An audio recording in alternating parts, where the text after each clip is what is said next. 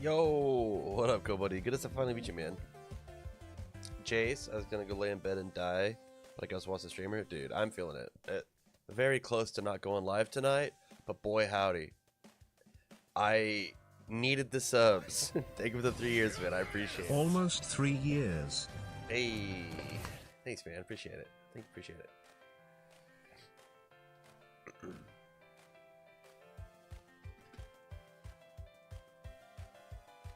I was gonna ask you by some random, literally the whole week, man. Today's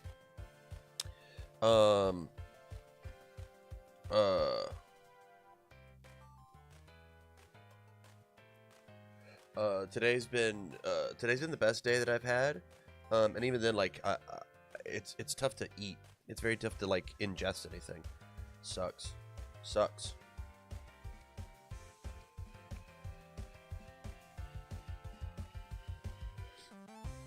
What's crazy is the friend I roomed with is totally fine. Yeah.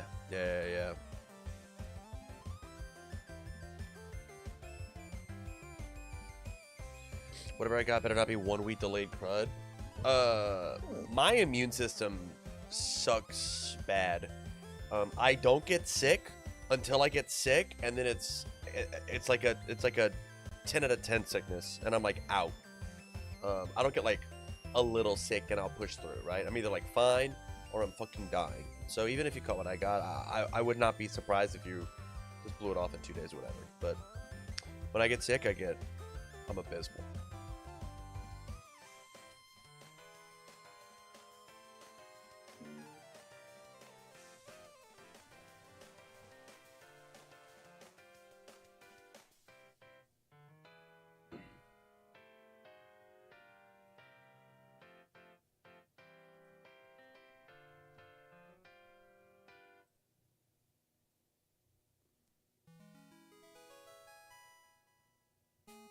It's the Dr. Pepper? You're crazy. It's the only reason I'm not in a coma right now. Malabone, good to see you, man. Hey, got your message? Super nice of you. Mitchell Peterson, thank you so much for the 10 months, buddy. That's so kind. It's so incredibly nice of you.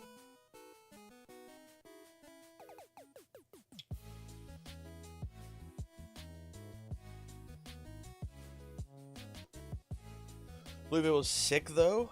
Of the 3 major events I've been to, Atlanta, Worlds, and now this, I think it's probably the best. Hell yeah! My plan today is just to go through the regional. As I talk about the whole thing from my POV, as well as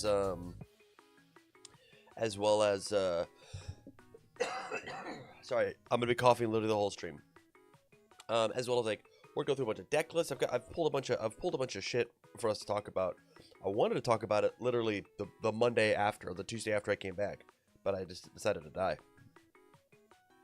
What a handsome man. I disagree. Look, I haven't shaved in like a week and a half. I haven't shaved since before Kentucky. I feel disgusting.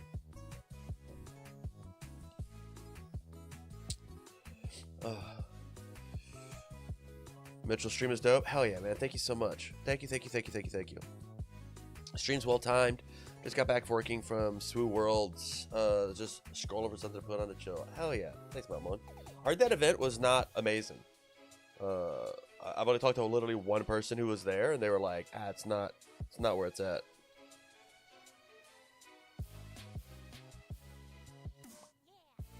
Just picked up my Street Fighter decks. Can't wait to build Jamie and Ryu. I got mine sitting on the table here. Marvin with the 39. Holy cow, my guy. Yeah, I got these guys here. I gotta figure out what I'm supposed to do with them. I gotta figure out like a video plan, because I don't know. I didn't do a box opening. I didn't have time, and I needed cards. Tam Semi lives new plot development. Yeah, it's tough. You can hear it in my everything. You can hear it in all of it.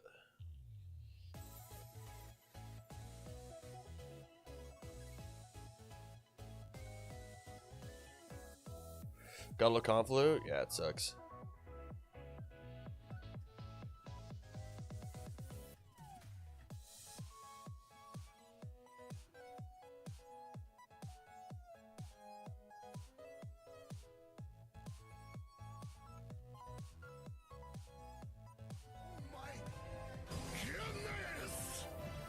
Paul, thank you for the 41 months.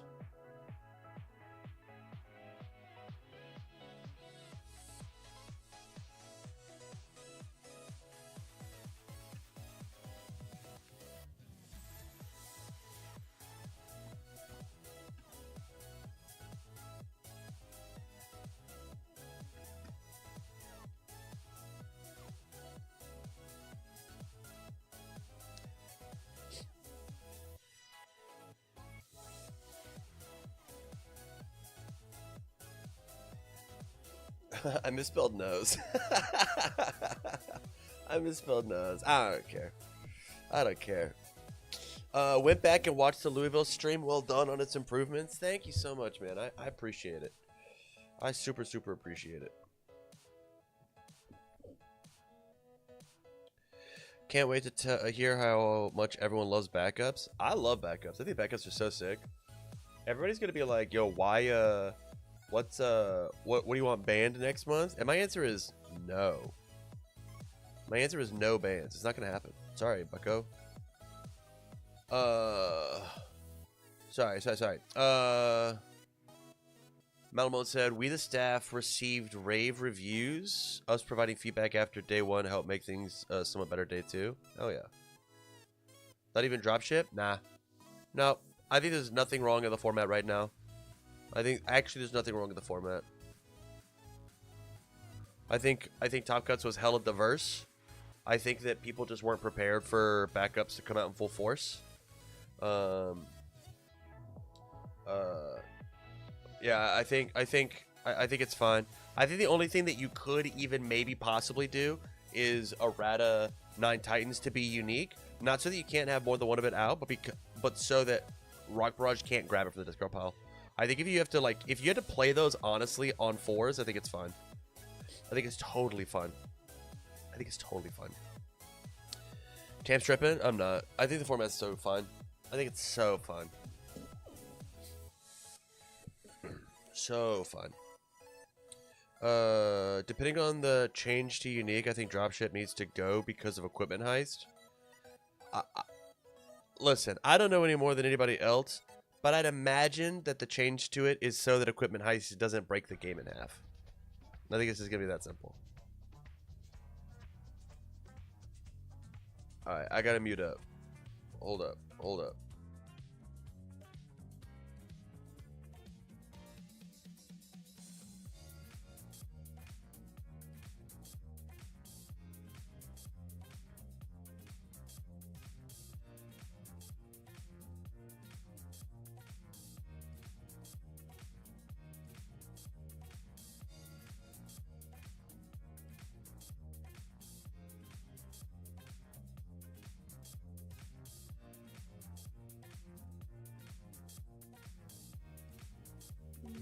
Alright, we're back.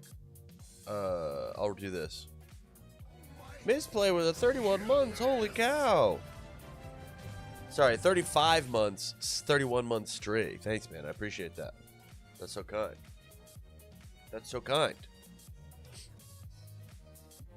I still hate that we are changing rules because we design cards poorly.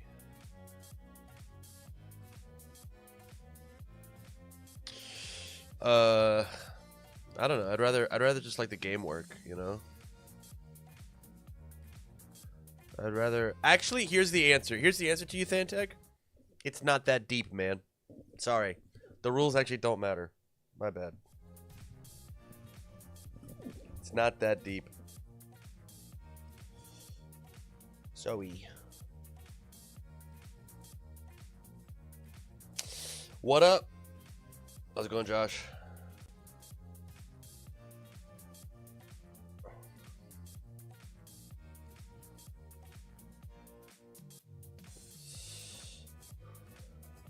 New backups, hella cool. Old DR backups, lame.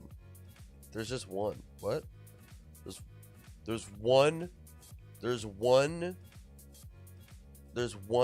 DR backup that's old. It's just Titans out of orders. What do you mean? What are you saying?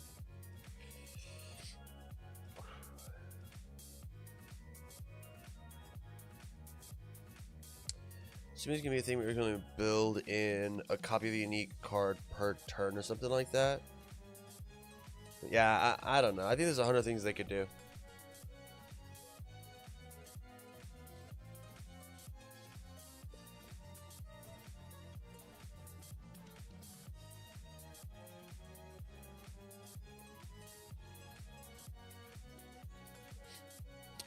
Tam, Cardwell. Mythic backup decks that aren't Hanj are cool. There's a lot of DR.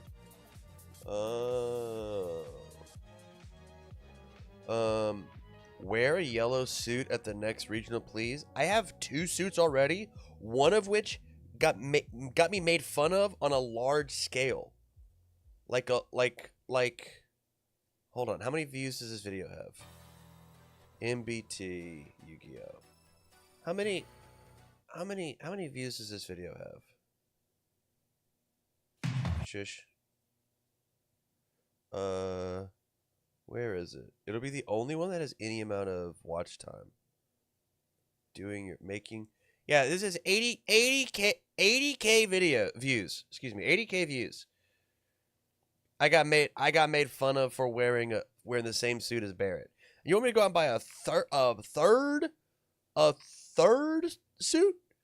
You're out your goddamn.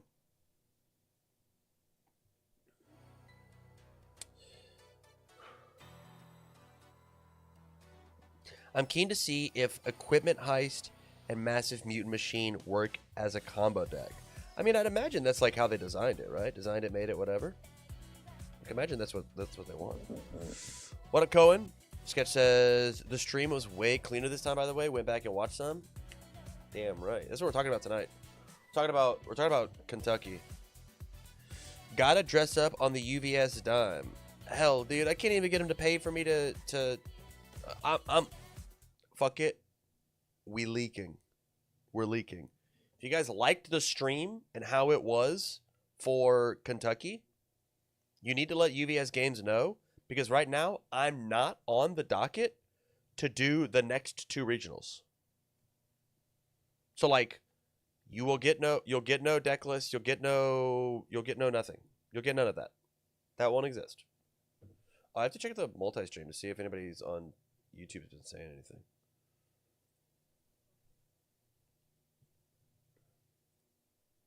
But like, it's not going to happen. It's not going to happen currently. And so, like, if you have any ideas or whatever, if you have a thing that you want, if you want that to exist, you need to let UBS Games know. Because currently, the OCE and the EU are just not going to have that. It'll be the same old stream as always. Because I'm the guy that has to do it. Has to is a little subjective, but...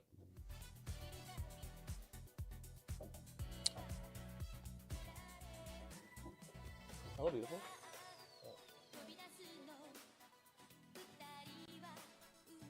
I was afraid I was going to need it again.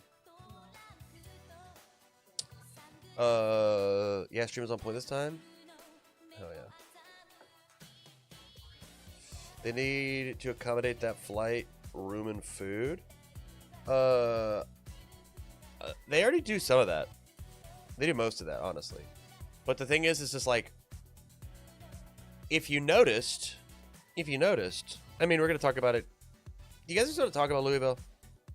You guys just want to talk? We can just talk about it. We can just talk about it. You guys just want to jump in? It's been 50 minutes. I'm sure everybody's here that's going to be here or whatever. Get their seat and stuff. We can just talk about it.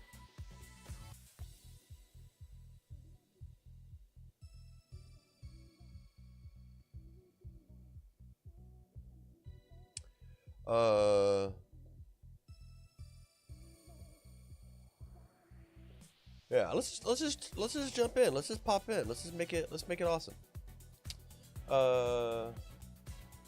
I'll come up and I'll click this and then click this and then click the repeat button. And then nope, that's not what I want to do. I want to go ahead and do this. Alright. And then I click this here. Hey, and then I sit up. And then I sit my white ass up and I talk. I'll click the record button, but I don't even think I'm gonna do it. 3, 2, 1. What up, everybody? Welcome to the show. Today, what I want to do for all of you here in Twitch chat and YouTube is I want to talk about the Kentucky Regional. I want to talk about the regional that just happened, not over this past weekend, but the weekend before. I unfortunately got sick right after the event, and I was out for all of last week. But I do want to talk about it. I got some things to talk about when it comes to it. So I just want to talk about my experience at the event, nice and easy. Huge turnout, very cool, very awesome, very rad, very pog, very cool. And you can see it. Here I am on the stream. Here I am with my cute little Converse. We got brand new shoes. Happy about it. Look at my cute little shoes. I'm happy. And so let's talk about the event, right? Good 2-day event, 3-day for all of you guys at home. I was traveling from 5 a.m. is when I boarded my first plane, and then I got at the venue at 2 p.m. I had been traveling for 10 hours. It was crazy. It took me longer to fly to this event than it took Rebby to drive to the event. I think she got there in 9.5, 10 hours, and it took me 10.5, 11. It was crazy. I had 3 separate flights that I had to get on, and I almost missed one of them because I almost slept through it. Yeah, it was good. It was super cool. It was crazy because I was at the airport, and I'm staring at the gate, and I do this, and I shut my eyes, and I open my eyes, and then the airport's empty, and I stand up in a jolt, and I grab my things, and I walk over, and I go, "Did you guys already board?" And they were like, "Yeah, you have to go over to the counter to get a different flight." And I'm like, "Oh man, that really sucks." It's the first time I've ever missed a flight. And then they were like, "Well, what's your last name?" And I was like, "Cardwell." And they were like, "Come on in." And I was like,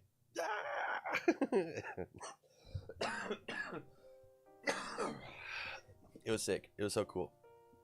But yeah, for anybody who was at the event proper, you might not have seen the stream that we put on, and if you notice, I'm not on the stream all that much. I decided what I wanted to do for this event is try something new and unique and take the streaming experience for all of you people at home and make it a little bit better than normal. I wanted to push the experience to be nice and awesome. And so instead of having a casting role, I decided to have a producer-director role, such as it was my job to gather information about all the players, including deck lists, and I decided who was going to be on stream and what, how we were going to lay out all of our previews and such, and make the event run smoothly. That was my goal. Because normally as we're casting, a little behind the curtain of how it's made, you got the 3 casters who are constantly rotating in and out, and then you've got Brian, who's making everything mechanically work, right? He brings all the equipment, he sets everything up, he runs everything behind the stream. He does so much as a one-man production team that we actually don't have a boss as we are casting. We get to kind of do whatever we want, right? Whenever, however we want it to happen. It's just kind of our prerogative. And I thought that was a little disorganized, so I wanted to do something better to make the stream better. So, let's talk about the event proper. Here's the breakdown. We're gonna talk some hard crunchy numbers, meta wise, because if you want to go watch the games, obviously you can go back to youtube.com/universeccg, I think, on YouTube, and you can catch all the games. But I want to talk a little bit about the event proper and how it looked. So, pie chart wise, Godzilla, Rodan, Hanj 1, Peak, Porco, Jamie, Mikasa, Ackerman, Hizuru's Ho. So Mikasa 4. Some characters I expected to be on the pie chart. Some characters I didn't expect to be on the pie chart.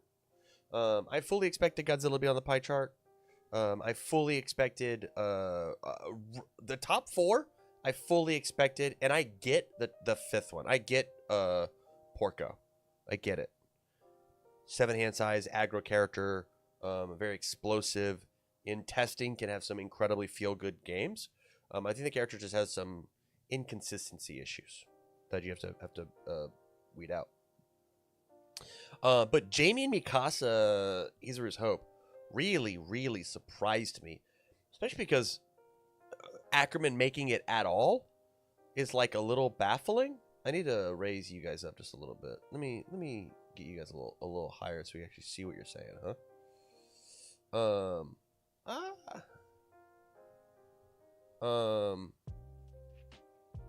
Oh, this is weird. This is weird. There's more Jamie than Porco. What a bad graph. I just hadn't looked at that. I just assumed it was all in order.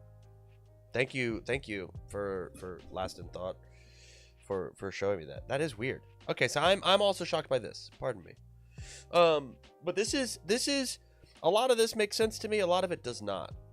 A lot of it makes sense. A lot of it does not. There are a couple things on here that I'm a couple characters that I think are missing. Obviously, it is insane to me that Pony is not showing up to these freaking tournaments. Pony is so undeniably good in the metagame right now. It's so good at fighting literally every single one of these decks. I cannot believe that Pony is not showing up. It's insane. It's insane. But as we see with Top Cuts, we will have some representation there. And so what I want to do now is we've talked about the overall meta breakdown. What I want to do is I actually want to go back through, and because we have access to how well people did, it's open deck list now. How well people did with open deck list. I now get to see the placing of the highest placed character, highest placing from each unique character. So let's just talk about it, right? From Swiss rounds, I'm not going to talk about Top Cuts, just from Swiss, the highest placing. This is the highest placing of all of them, right? So we'll see how things fold out, right? So first place, we've got Hanj, Mitchell, Zach, Ezra. So first through fourth, all had the same, all had different characters in their placements. And then fifth, I believe, was another Hanj. And then 6th, 7th, 8th, 9th, 10th was another character. I believe it was Maxwell, or another Zeke.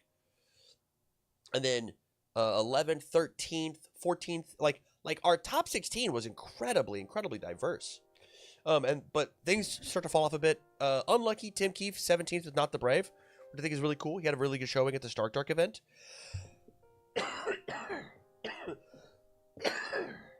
Had a really good showing at Stark Dark event, so I'm happy to put him on this 17th. Highest placing Rodan at 22nd with Kobe M. So surprising. 2 events ago, that character won the event. Keenan Meadows at 26th with Bertolt 2. That's insane. If you'd have told me Bert 2 was in top 32 of this event, I would have laughed at you. The fact that Bert 2 came back and was on the bubble is so dope. That's so sick. Same thing with Ethan at 33rd, maybe a little less so. So like this line here is for sure Bubble Town, right? And then things start to fall off a little bit with Ethan at 33rd with Jamie. Interesting enough, again, Jamie being on the pie chart, right? And then best placement being 33rd. Jacob J with Amajiki. Cole H with Grog. Highest placing Critical Role character, I believe. There's no Tarian on this list. George Zhang at 43rd with Night Eye is crazy. That's like a silly thing to do. Clint Thomas with Ed Shot. And we run down the rest of it. George M on Annie. Justin M on Mitchell. Shia A on Devil Jim. Had them on stream. Again, 55, 56, 57. And then Ross A with Pumat Soul. TC at 69th. Nice. Kyle W representing Beast Titan. Sorry, buddy. I don't think it's the format for him, but I respect it. I love it. We had a Mount Lady, as well as Dan representing Inasa. Love that. And then our next critical character with Tarian losing out to Pumat. Losing out to Pumat. Crazy. Crazy. If you'd have told me going into this that Rowan H on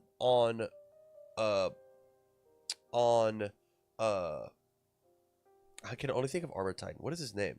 Reiner 3 was going to outplace Brody on Reiner 2, I'd have laughed at you.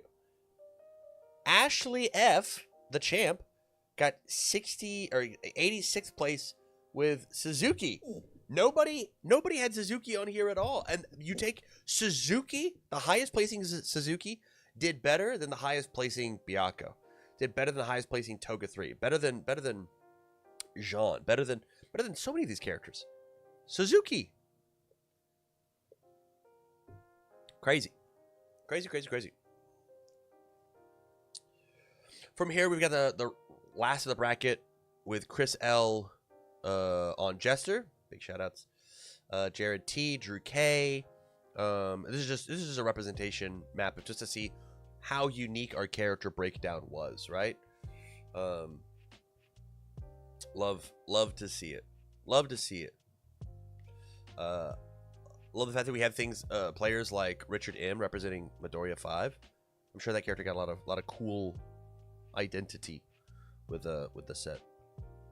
It's very neat. Very neat. Something wrong with the graphic. It says Rebby is 176. Is that just not true? Bowie is goated. That is a fair take, but sadly that is what happens. That is what happens whenever you go X2 drop. Just wasn't feeling it that day, and that's okay. So with that, I do want to go through the top cut deck list, and I want to talk about them just a smidge. Things I like, things I don't like, so on and so forth. And you guys feel free to yap with me, because again, I wasn't really on stream all weekend. I think I actually casted a singular game for the entire weekend. I was on the mic one time for the whole weekend, which is where I wanted to be, right? I wanted to be in this producer role. So I didn't really get my opinions out about like what the top cuts looked like. So I want to talk about it. So from here we got Justin B from final round, Swiss champ. This layout was sick. Thanks, man. I appreciate it. I worked really hard on this. Let's talk about the list. 16 attacks. 16 attacks is crazy. So much damage reduction in this list, right? With loyalty of a friend, and then having things like moment of normalcy, Titans under orders, 9 Titans, Hitch. All of these commit to turn them all sideways. And I will notice that Justin opting not to play the Jaegerist, but opted to play the more damage pumping and speed pumping versions of these cards in the Rank of Titans and the other one, whatever the other one's called. I do like the fact of how many 3 diffs this guy's mainboarding. Even though he's only got 4 of the 4-check attacks in his deck with beast type attacks. I mean, this is 12 copies of 3s that exist, right? And like when you take and you look at double airship, double stopping for breakfast, double retribution, 4 copies of desperate struggle. Like there's a lot of DR. There's a lot of I don't necessarily have to block per se, and a ton of killing potential in this list, right? Like the go-to combo is just I go unyielding into rock barrage into falling titans over and over and over again, and just all in on that combo So I dig it. I think this list is really, really well put together. It's very streamlined, a very tight 60. It makes sense that he did so well. I think it's still crazy. Like, it's crazy to me that, like, he felt he needed 4 Loyalty of a Friend so bad that he couldn't mix in, like, one more copy of something else that mattered, right? And I gotta say, I didn't put a ton of stock into Fulfilled in Doubt. There's 4 copies of it as main board. For my little setup here, I don't have sideboards. I just don't have sideboards. And so we won't know what's swapped in and out or whatnot, but c'est la vie. I think this is fine enough. Killing the Old Ways is such an awesome choice. Yeah, I think this card was dope. It's certainly on my list of, like, if you're playing like an aggro combo deck, Killing the Old Ways plus Driven by Retribution are really easy ways to just rip your rival stage apart under the fire symbol, which I think is really, really important. Like, I think pretty much any fire deck that is like trying to kill you with like a big combo or whatever is really, really strong, especially Driven by Retribution. Retribution being able to rip backups and assets out of my rival stage is so strong. From here, we've got Mitchell C. Sorry, we'll go back. Congratulations to Justin B from Final Round for Swiss champion. Proud of you, man. Mitchell C from the MGLA playing Midoriya on the move. A bit of a chunkier deck here, obviously. Like a lot of these choices, when we look at the attack lineup, I love the fact that we've only got like 2 Phantom Threats in the deck. We're kind of like making the OTK happen in a different way, right? Using like things like Goblin Bolt to seal specific pieces on the board defensively, following up with if my rival plays an Enhance, you flip and cancel it. So like you go Goblin Bolt into something else, into the Fajin Flurry. But then some utility pieces, right? So like Fajin is obviously like crazy momentum getter. It's got a ton of speed, ton of damage. Starting at 7, only gets more with Midoriya. But then utility pieces like Kraken to commit down assets or freeze broken problem cards. Sweeping Daggers to steal my rival's really good pieces. Love the access to female Titan attacks because both Fajin Flurry and Phantom Threat are targets because of the kick punch respectively. And then a big thing, I know that Mitchell was like really interested in flipping over as soon as possible. I love the fact that we are playing so many Vestige cards here with I think this is 6th wielder and then 3rd wielder, 2nd wielder, 1st wielder. But there's so many ways for us to constantly be using that front side defensive ability, which I think is really, really strong. And then the rest of it all just like looks good with 4 airy smiles. I think is so impactful right now. If I was playing a competitive deck, it would for sure be under the air symbol, and a lot of that is because I think Airy Smile is so underrated in the current metagame. So the fact that he did so well with this character under the air symbol is like makes me really happy. Yes, I know it has good. I don't care. I think air symbol, air smile is so strong.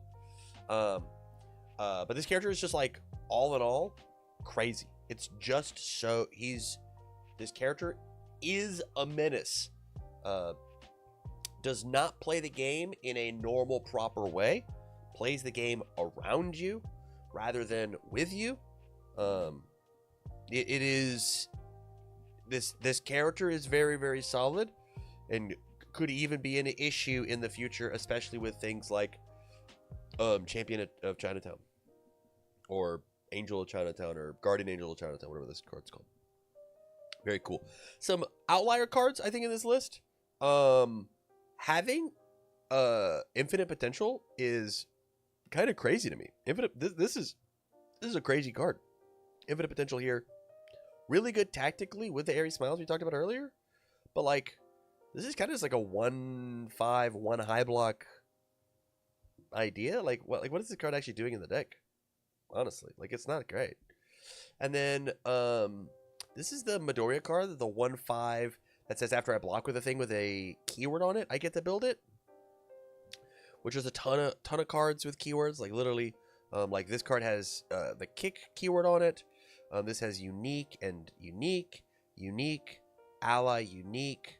These both have ally on them and vestige. And so like you're able to like you're able to have more copies of Desperate Plea. It's pretty solid. It's pretty good. All in all, I like this deck. I know that I certainly wouldn't have gotten to this point when it comes to Midoriya, especially with these 6-wielder smoke screens. I wonder how relevant they were for most of the day. I'm interested. But with that, we'll move on. And for you guys at home, I have to blow my nose, so give me 1 second.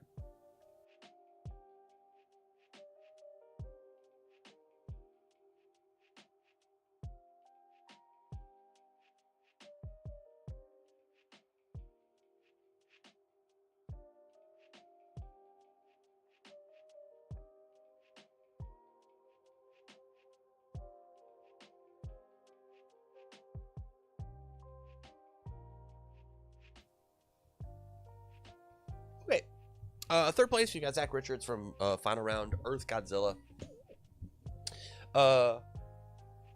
I played this list and thought that it was inarguably the best Godzilla list in the room.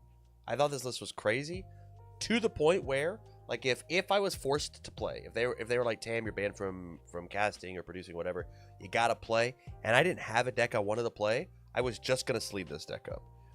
I think this deck is like such a perfect storm of what Godzilla is looking to do right now.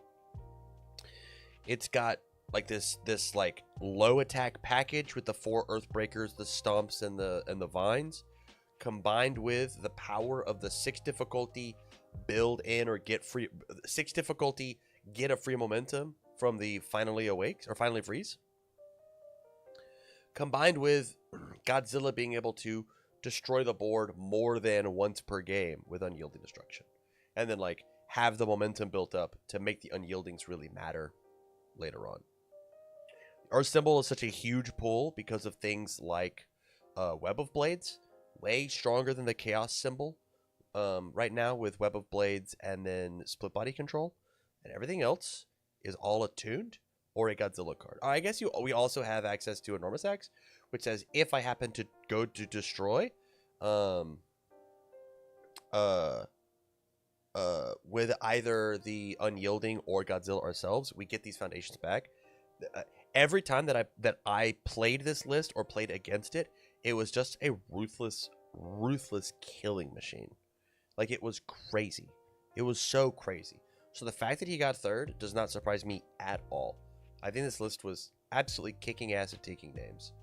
A well-oiled machine, and I really dug it. I really dug it. Honestly, not much to say. I think if you're just trying to kill people on turn 2, and you want to play Godzilla, this is just the list, man. A lot of luck that guy had. I don't know, man. It's crazy. This deck felt crazy, dude. Ezra M from Level Up on Crystal Lens, a character we haven't really seen since I guess Worlds with Travis, and then Nats with Travis, right? Like in Team MGLA, we're big on it. On the Chaos symbol this time, doing some city rampaging of our own. Love the city rampage into Wall Maria to draw a ton of cards and then play out big long strings. I think that's really cool. Combined with, followed with, the idea of, the classic "don't do this" into like, here's some more redraw. Love the steal myself momentum. Like, as we look at it, also rocking 4 Titan Cliffs with our targets being 1, 2, 3, 4. Like a lot of ideas here. As well as a bit of a zone overload, right? Or zone mix-ups. 4 8 highs, and then 8 lows, and then the 2 unyieldings. Attack count's kind of low, right? 12, 13, 14, 15, 16, 17, 18 attacks in this deck. Probably so low because Krista's so good at, we'll stack the top card of both of our decks, and then I'll draw the piece that I want on offense. Krista's one of those characters that like I'm really interested in watching, but not a character that I'm like interested in necessarily playing. This is one of those characters that are like the primo idea of our game is so cool and unique because there are so many different play patterns and styles that like you don't necessarily have to play it all, but you can love and respect it all. I think that's where I'm at with Krista. Like when the deck came out, I was like, holy cow, I'm gonna play nothing but this character. But then like other cool things kept coming out, and I've just never gone back to it. So the fact that Azra M is allowed to come back to this character, find some really awesome success, makes me feel very cool. Makes me feel very good. All in all, though, I think this list is super rad. I am a massive fan of it, especially with like people were talking about people were talking a lot about like bringing back Mimic to bringing back Mimic and strictly to every turn pick up unyielding destruction. Right, I check the asset, I lift an attack to my hand. Krista gets to do this as long as I've got my 4 counters, right? I got my 4 counters, I put the unyielding on top, I activate a draw 1 ability, I draw my card. You just do it, right? And you do it, and you could do that not just with unyielding, with literally any attack in your deck. And unlike Mimic, who has to have the RNG of check the attack, and it's now also like at the commit cost, you lose the other half of your character or whatever. Krista gets to do this with multiple attacks over the course of the turn. If I've got 35 wall counters, I get to stack over and over and over and over and over again, making my rivals' checks bad or their draw hands inconsistent, and then I get to cherry pick whatever I want in my discard pile. It's very cool, very good. I dig it a lot. I think that this deck is really, really neat. Definitely a deck that like if I had more locals than like once a week, I would for sure sleeve up and give it a shot. I think this is cool. Up next we got John A. From Alita? We'll count it. With a significantly different Hanj list. More of a traditional Titan pile list. 4 summons, 4 fallings. This all makes sense. Triple Titan pile, which is get stats for the Titan cards in the stage, or Titan backups in the stage. And just a ton of Titan backups here. Especially with things like Grishes to go pick up the Titan pile, because it has the Fury keyword. Big differences here. Again, 4 copies of Loyalty of a Friend. Not a card that I would have necessarily thought was supposed to be a 4 of. You know, it's a 2/5. It's a 2 mid block breaker 1 unique. So like having them in hand is like pretty atrocious. But I do like there's a lot of technology here that I think is really cool. Jaegerist is very cool to like draw your Titan backups as well as any of your attacks. These are all Titan cards. As well as a Night's Rest. Instead of committing the Titans, specifically these guys here, or even the Attack Titan, Grish's Attack Titan, for passing checks with Hanj, you can commit it to re-ready a foundation, because sometimes having a foundation is just better than having the backup that you can do with Hanji. And then like spreading their game plan out just a little bit with things like Masha Concealment and Last Second Dodge that just like weren't in the first place list. And then Curious About Quirks. I can't tell if this is a 60 card list, and I'm certainly not going to count. Chat, you can count for me. But like interesting to put the Curious About Quirks for the draw 1, whereas Justin slimmer deck had the whatnot. All in all, I think this list looks totally suitable. A different version of what the deck can do. And I want to say Justin was on fire. No, yeah. So this is fire, and then on the other symbol, we had life for John. So like first character with double representation symbols inside of Top Cut, which is dope, which is super cool. I think there should be more like that. Up next, we've got Calvin H, MGLA. I think this list looks kind of like trash. I'm sure it won't do him very well in the whole tournament. From here, the first 4 cards that we see look like your classic life symbol backup package, right? This is the same 4 uniquely named cards that were in these, like all of these lists. Where it differentiates is like some slight numbers, and then adding on at the end with the double Harness on Death, the double female Titan attacks, and then the double Resurrected Titans. I know that Calvin is a massive fan of Resurrected Titans. Big 8/3 7/7 powerful EX. That excuse me. Powerful in EX that lets you search out either one of these shift attacks, i.e. your kill condition like Falling Titans, or even like your defensive postures like Nine Titans. It's very cool. And the first deck that has all the Jaegerists, all 10 of them. We got them all. Every single Jaegerist.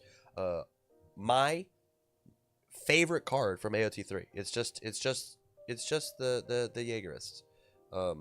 Massive fan of that card. With that, some outliers here. Love the full suite of the Chaos Life 6 checks that we could have with the number 10s, Syndicate Target, and then Inspiring Song. Like all of those just being 12 6s to just exist in your deck, especially because of the like the high difficulty curve that all of our foundations have, or all of our attacks have. So that's pretty cool.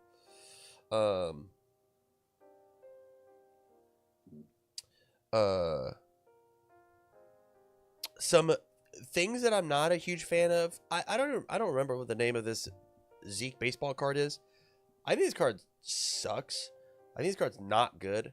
Once per turn, putting 1/1 on a move is just like not good, right? Like turning your Rock Barrages into 4 for 6s is like no different than 3 for 5 for the value that this card gives.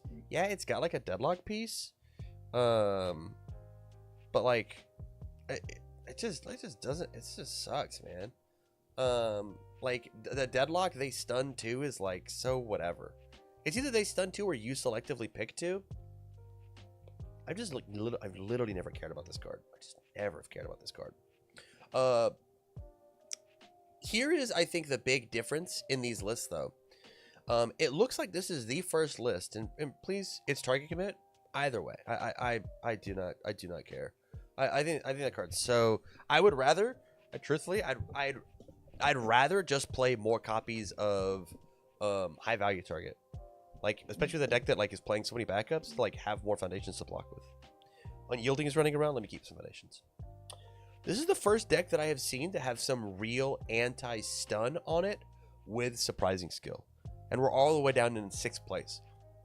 How many Rock Barrages have we seen of stun 2, selectively stun a 3rd?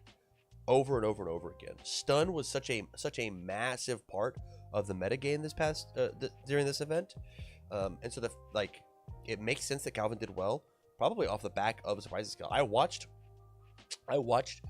Calvin stun everything except for surprising skill and say, hey, your stun moves just don't work anymore. This one can't be committed. Sorry, bucko. Which was like super rad. From here, the last card of real note, 2 cards. The last 2 cards of real note are 1, Pump Up. This card rips stages apart, especially during your Falling Titans loops, whenever we don't care about face-up cards anymore, with things like number 10 Pro Hero and Syndicate Target. I'm down to flip these cards to say, if you block my Falling Titans, the onboard disruptive piece that you would normally play, you don't get to anymore. If you had a we'll even just use the example here on the screen, Incredible Display, to cancel the pickup. Now you don't, because you blocked my move. And so like this is such a damned if you do, damned if you don't kind of situation. Not to mention, you're allowed to use this card defensively. When they attack you, you could turn off some of their flow pieces, some of their aggro pieces. It's very, very cool, very, very good. I recommend it in pretty much every deck that can possibly run it. It's super, super rad. And the last card of note here is Massive Abnormal Titan. I was really not a huge fan of this card, but with the ability to utilize the Jaegerists to commit, look at the top, mill it if I want.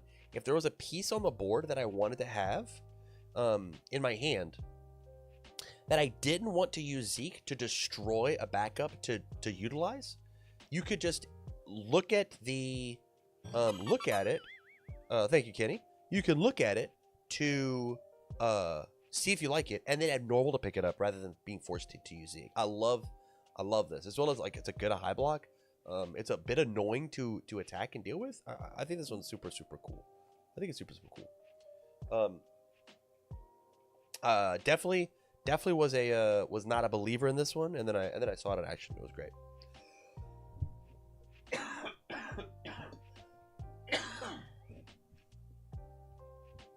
From here, we've got Maxwell P from BBBB on Zeke Yeager 1, a deck that literally nobody saw coming on an insane 11 attack deck. 11 little attacks. Again, running on the life symbol. The amount of draw that this combo deck has is like so much. Of just like I build out all of these backups, draw 100, and then build out what I can left, and then play Falling Titans over and over and over again, and they get massive, right? Like 5 high for 6 is like already some big stats, but 7 high for 8 says that instead of landing like 4 or 5 of those, you now only have to land 3 or 4, is huge. And then after you've got done with like blocking all these Falling Titans, you can use the what is this? Something plot? Is that the name of this card? Coup? Something coup? I don't remember. Try to help me. But it's like a really tall move that deals political strife. Thank you. Strife is the word that I could think of. And like it's range, so it also gets the extra 2/2 from the flipped over Zeke. So cool. So cool to like see that Maxwell had a very obvious, streamlined, straightforward game plan, and then just executing it of just like I'm gonna slam the good ones, and then I'm gonna overwhelm you with these big stats. It's so awesome. I believe this is the first 9 Titans deck that we've seen that isn't running all 4 9 Titans available. We're just running 2, even though we can go pick it up and search it with the Beast Titan. Like we can just go find it. So like we're just like not playing all 4, which is super dope.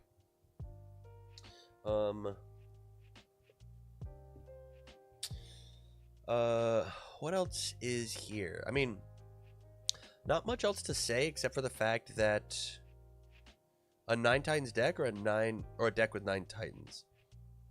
I think the meta is really healthy. Is on the 6/9 Titans deck. I'm not gonna crash out. I don't have the energy to. I just don't have the energy. We're gonna keep vibing. We're gonna keep walking. We're gonna keep rocking it. All right, from here we got River Cook from Block Party. The craziest killer team in the entire room. Insane. Pony Tsunotori, my favorite. What I think the best character is to take to the event.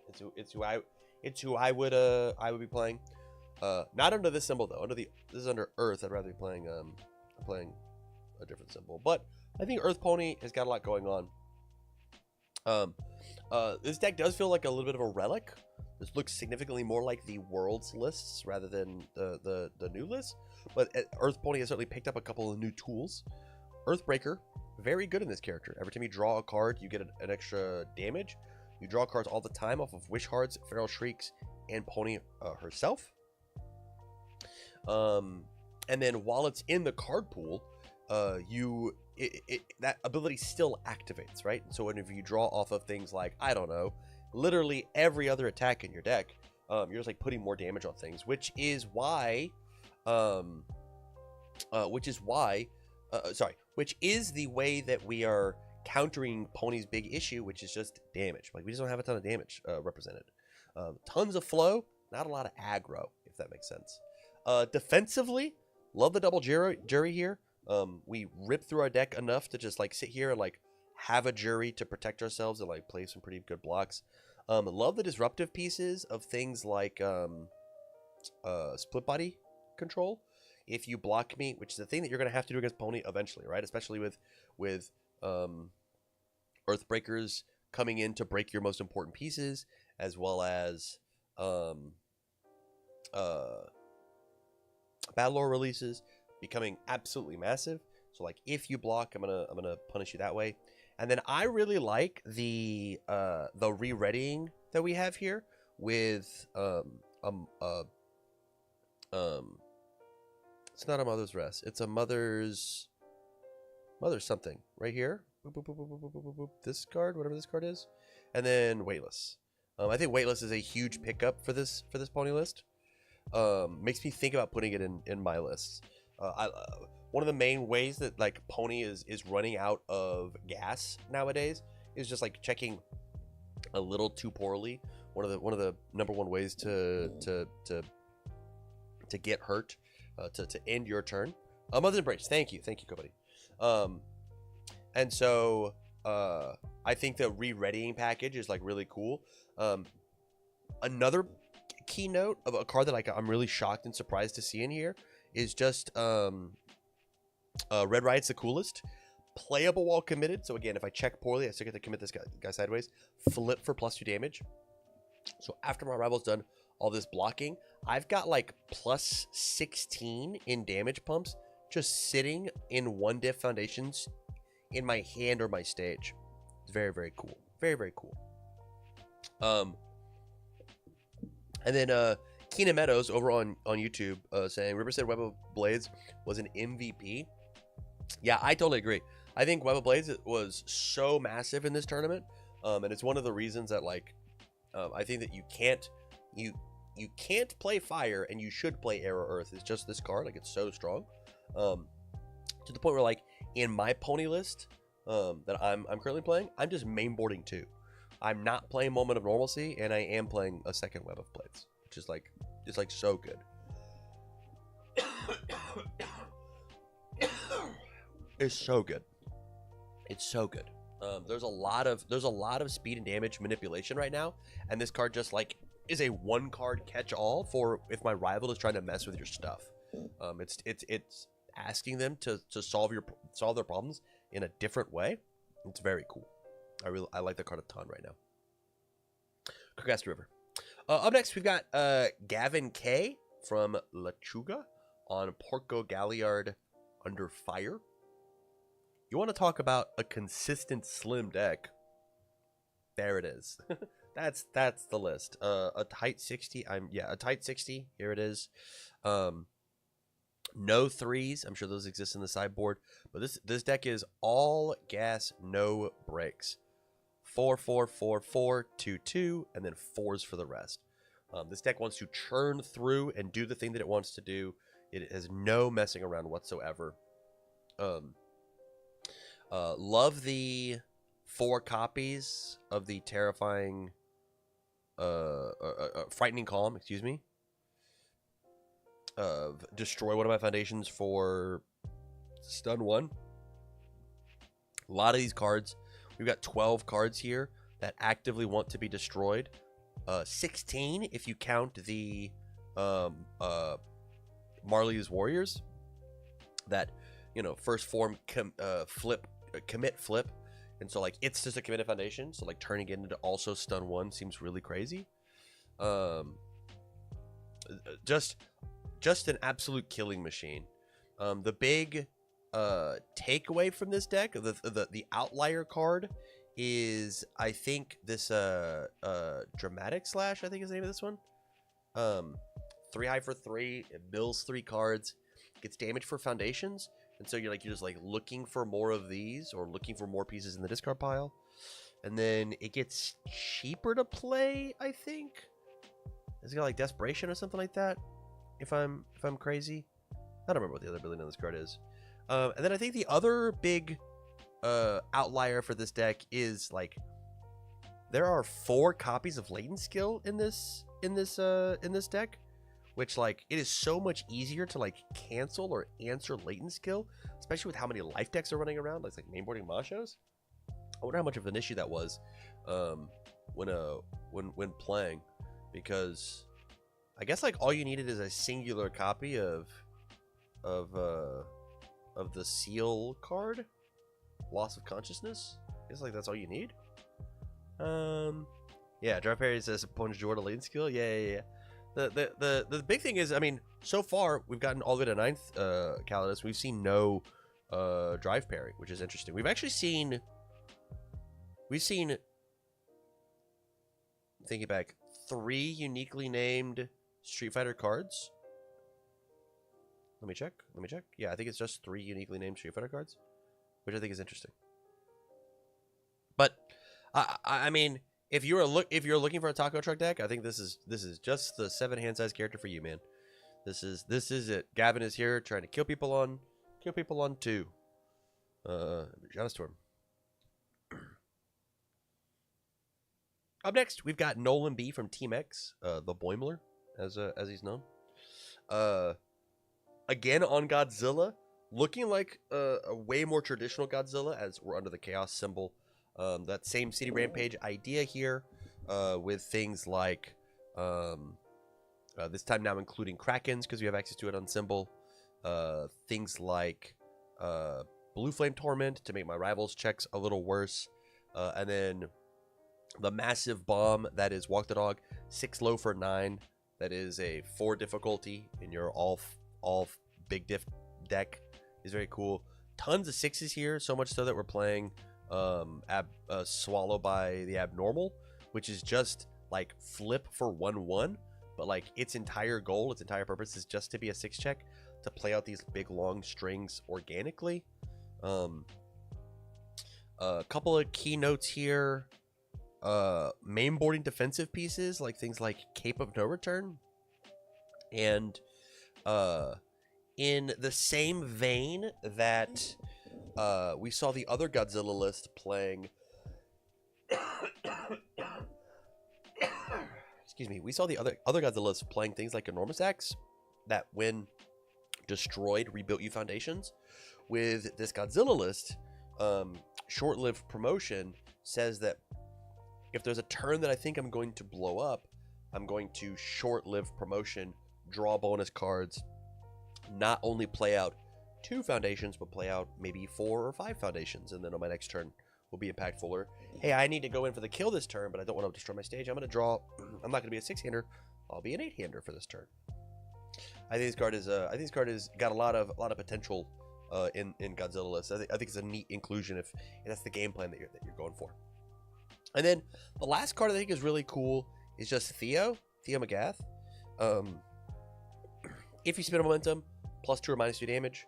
So Godzilla essentially saying -2 speed, -2 damage, +2 to your check to block, and then -2 from Theo.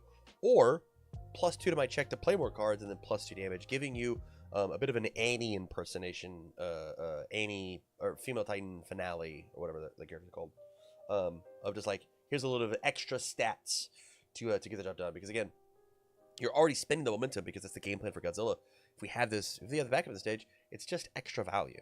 So I think that game plan is very neat. I think it's very cool. Otherwise, looks like a pretty decent Zilla list. I wonder how important the military airships were. It might have been the answer to rogue copies of Filled Without. Just don't know. Because again, not a ton of action hate available for the symbol. Although under Chaos, not running things like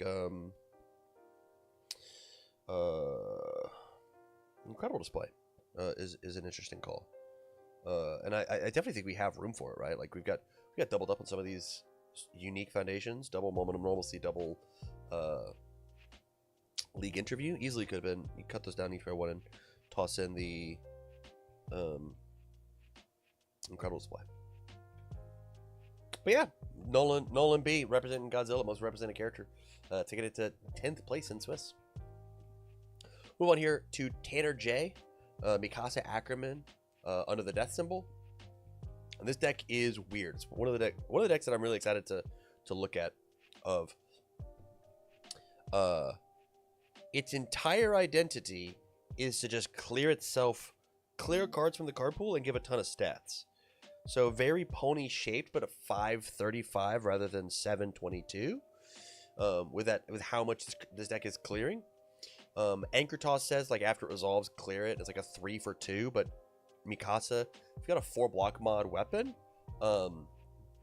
you you like give it +4 damage, and so like it's like a 4 diff 3 for 6 that auto clears, and then because of how much you're drawing off of Mikasa, you constantly have these cards, and since you're constantly clearing, when you get to the end of your turn or your string or whatever, we've got these Luna Tiaras that are going to be dirt cheap, and it's a base 7 damage throw that you're giving an extra 4 damage to.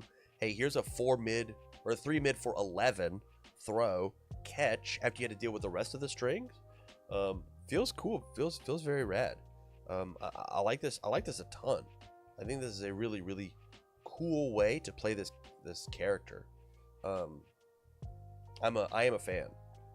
I think it's really, really neat.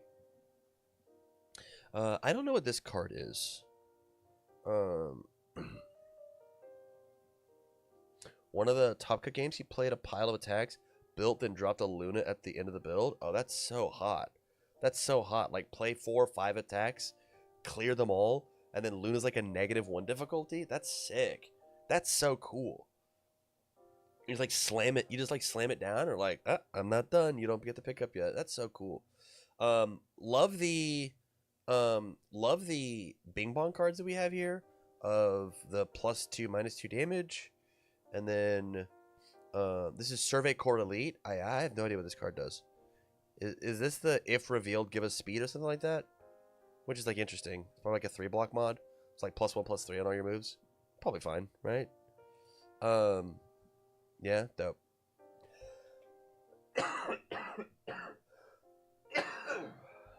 Sorry, guys. Yeah, this is neat. This is a neat list. I'm excited. I gotta go back and rewatch this game because again, doing the producing thing, I didn't really get to watch a ton of games. But this looks like a dope one. Also can also pick up if you miss a weapon to reveal. Ah, I see. Okay, I dig it. A little consistency piece. I dig it. I think that's cool. Yeah, I think the deck is really neat. I love the triple Koima's task. I know Chris Bromley's Mikasa deck had big Koima's energy in it from the Stark Dark event, but I didn't really know what it was doing per se. It was just a weird looking list. One of the classic Chris Bromley mad scientist type ideas. And so it might just be that, like, because of this attack removing itself, or remove a card from your hand to do a thing, that Koima's just becomes online pretty quickly. But I don't know what else removes to get this online outside of task itself. But I mean, we've seen a ton of filled with doubt. Excuse me. And so maybe it's just that filled with doubt and barrier shield, and the list can go on. It's interesting.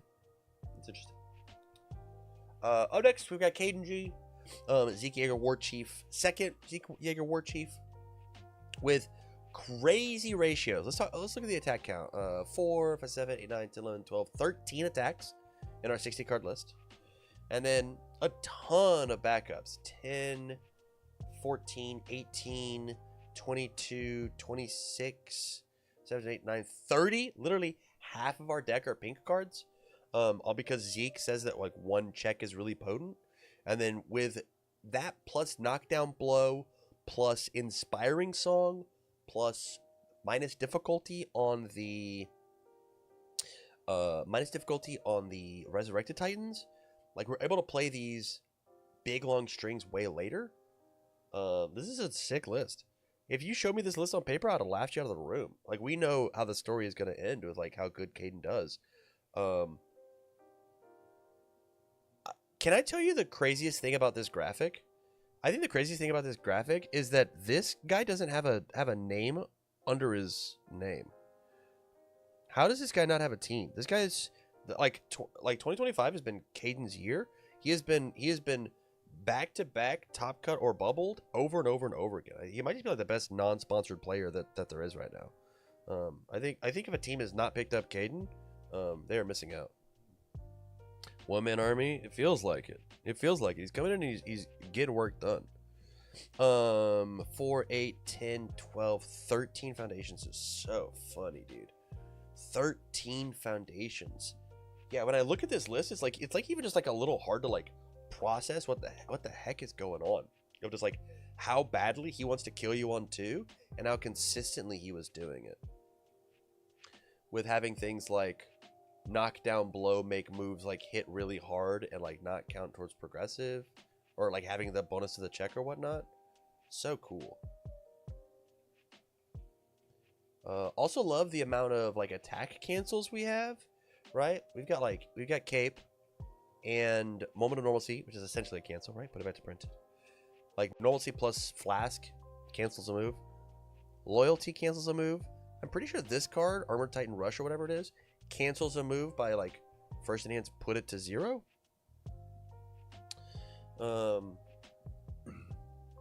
Yeah, this is Caden's list is like crazy.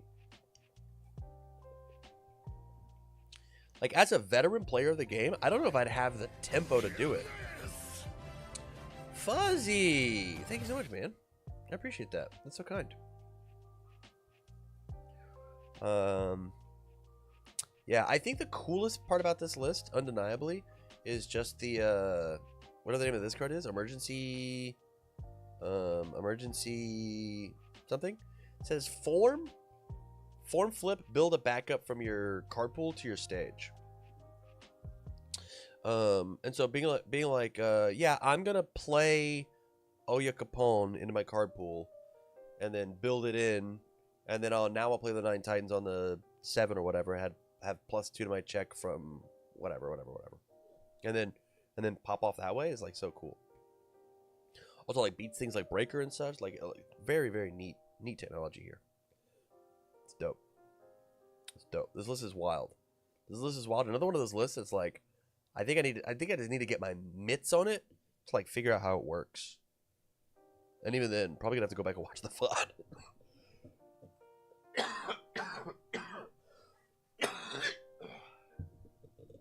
Man.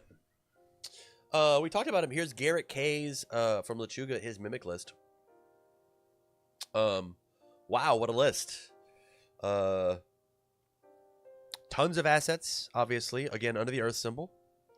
City Rampage list, which is really neat. I guess if we're feeling really feisty and we want to like go pick up, you know, determined advances and cards that minus your stats, whatever. Love the trigger transformations existing again. This card's crazy. 5 mid for 6 or whatever that only stacks for the number of assets you have. This move gets way too big for no reason. Builds in triggers for your momentum, which feels great. And the fact that we've got like 4 copies of Titancliff to build in Finally Free. Like this is such a free tactic, finally free tactic, of just like I play this 6 check that is very high statted, 5 high for 6, that builds in a thing to get me momentum that I instantly know that I could go spend my momentum on is like so good. And then from there, having access, I love the anti-Titan artillery to just say that even if I have to respond with Mimic to commit to go pick something up, I'm still getting +1, maybe +2 on all of my moves. Very cool. Very, very cool. And then follow that up with like anti-foundation / anti-asset hate with the Titanstone Knuckles of committing, or sorry, after a move's blocked, mine or yours, selectively flip one of their assets. It's dope. Very, very cool. Yeah, I like this list a lot. I think this list looks really, really cool. Big outlier cards, again, as we're looking at Swallow by the Abnormal, this card's a bit of a do nothing card, but again, it wears that 6 check really well. All of our moves, most of our moves rather, want to wear its stats fine, right? Like determined advance just being a 7/7 is probably just like not okay. And then the Power of Love, I think, is the biggest outlier here. Of just like not a 6 check that we can build, like as we look over here to Ultimate Regeneration or Ultra Regeneration. This makes sense because we build it in with this for free, right? The power of canceling a cancel, which I think is almost exclusively here for like if you have a thing to stop my unyielding. If you cancel the blitz on that, I just tell you no thank you. I need you to get rid of your board. And again, this is one of those characters that is down to play off of 4 foundations because we have all these assets to commit for Mimic to pass our checks that way. Combine that with like a really hardy City Rampage. The strings this character can produce are going to be absolutely massive. Power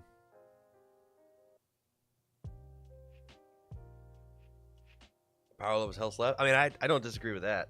I don't disagree with that at all. I guess like my next weird thing is like, how did we come up with some of these numbers? Like a singular number 10 pro hero is like so weird. Double Shobijin's message is so weird. But like when I look at my high blocks, 23. I have 3 high blocks on foundations, but I guess I got high blocks on Taiyaki and Trigger. No, I'm not building the triggers though. I guess these are the high blocks I want to block with. Because like I want to slam these. Yeah. It's interesting. It's interesting. Like whenever I look at like number 10 pro hero, and again, this is a man who loves his Cheerios, right? I know that zero diffs are good for a healthy heart. I know that. I just like want to slam zeros in like to the max in every deck I possibly can. But like he is following the rule of like 4 of a minimum, right? He's got 3 over here and 1 over here. So like I guess he passes the smell test, but like I don't know how do you decide which is which. Why not just 4 1 Infernos? Questions I won't know.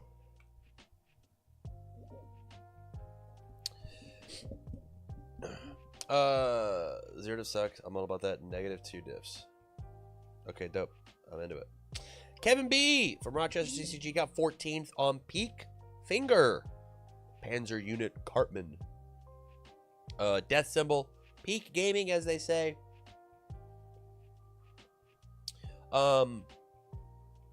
Looking like a bit of a mix between like what Jose was doing as well as the what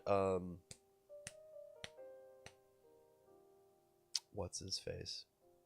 What's his face? What's his face? I don't remember. Andrew Porat. Wow, I can't believe I can get that out. Of just like so many value cards, like value. I guess like the big difference between Porat's is that Kevin's not playing SWAT, which I think is interesting, but is playing things like Signal Shot at the one of. I'm playing like Tavern Brawler instead. Big outliers here. Not going 4x on the Irwin's face or whatever. Not going 4x on Enormous X. The Greater Goal is the name of this one. And then is going 3x on Ambition, which is interesting. I love the Chomp play here. Especially with all the backups that existed. Like foundation counts, like relevant foundations, I think were really low. Especially in top cuts. Like backups were all over the place.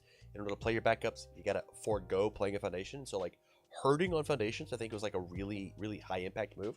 I was really high on like Reiner 1. Barlow, if you're still here, I'm still taking Reiner 1 to top 8. You need to be prepared for that. I'm a huge fan of that.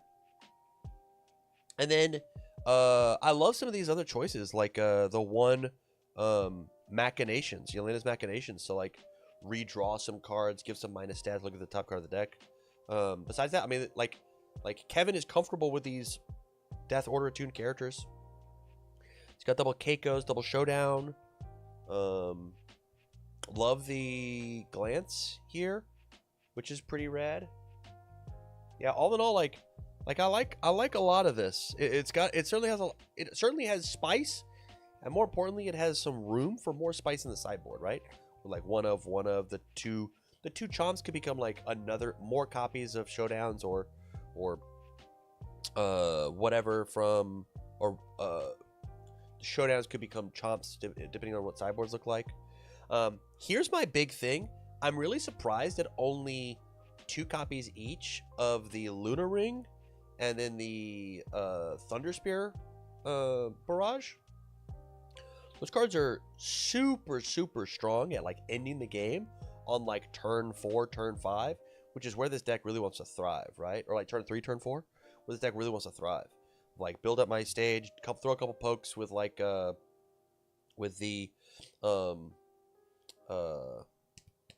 Earthbreaker, and then grab some advantage with unflipping things with Falling Heel Strike, and then steer your momentum, and then just like go absolutely buck wild on these Thunder Spears, and then the Thunder Spears for the go wide idea with the Echo, and then slam the late Lunar Ring for this is a 4 high for 75 Lunar Ring. I just think it's interesting that there are only 2 of each, and then you've got things like Female Titan, which I guess is like Female Titan goes and picks up the Lunar Ring. Female Titan goes and picks up the punch. Female Titan goes and picks up the Falling Heel Strike. So like there's an idea there, but man, 7 difficulty seems really, really high for this deck. But I guess you build one back in with Peak, so it's like a 6 difficulty. I don't know. Obviously it worked out for Kevin. I don't know. There's probably a world where like I cut 1 Female Titan, toss in a 3rd Thunder Spear, and probably feel good about it. Probably where I'm at. Also, I'm not a huge fan of the Signal Shot. I much prefer Tavern Brawl or Tavern Landing or whatever that card is. On play, pick one up rather than Blitz pick it up, because you can block with your Tavern, and you can't block and use its ability on the Signal Shot. All in all, though, I think this looks like a very solid peak list of just like, if you understand the resources that you have at your disposal, I think this list is very, very good at staying ahead and making your opponent go, you have way more than I thought you had, which is dope. All right, give me a second, chat.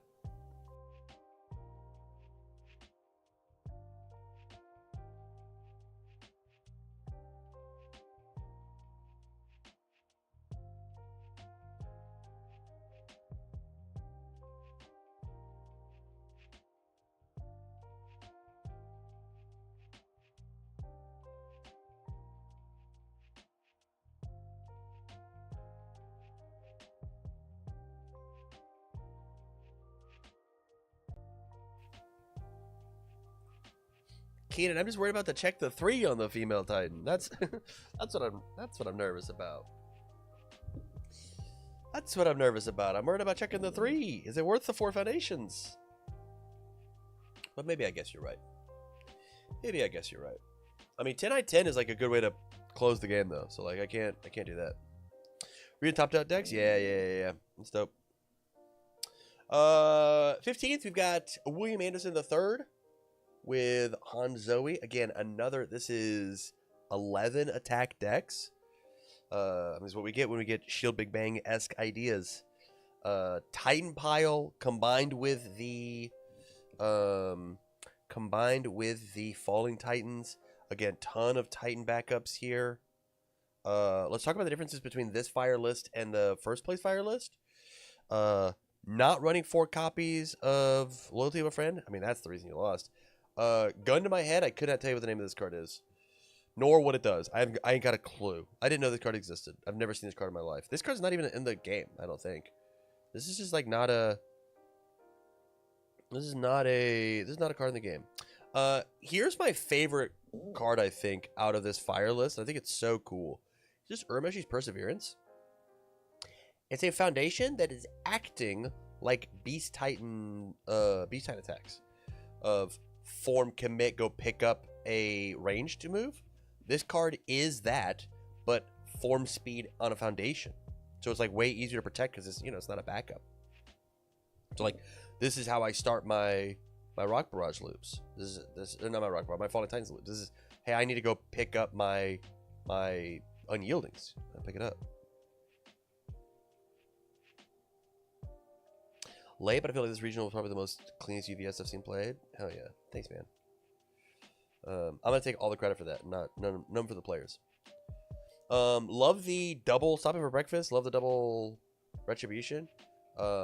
And then this Fireless is playing new number 1, which I think is neat. Like, again, hit that speed reset. A lot of good defensive ideas here.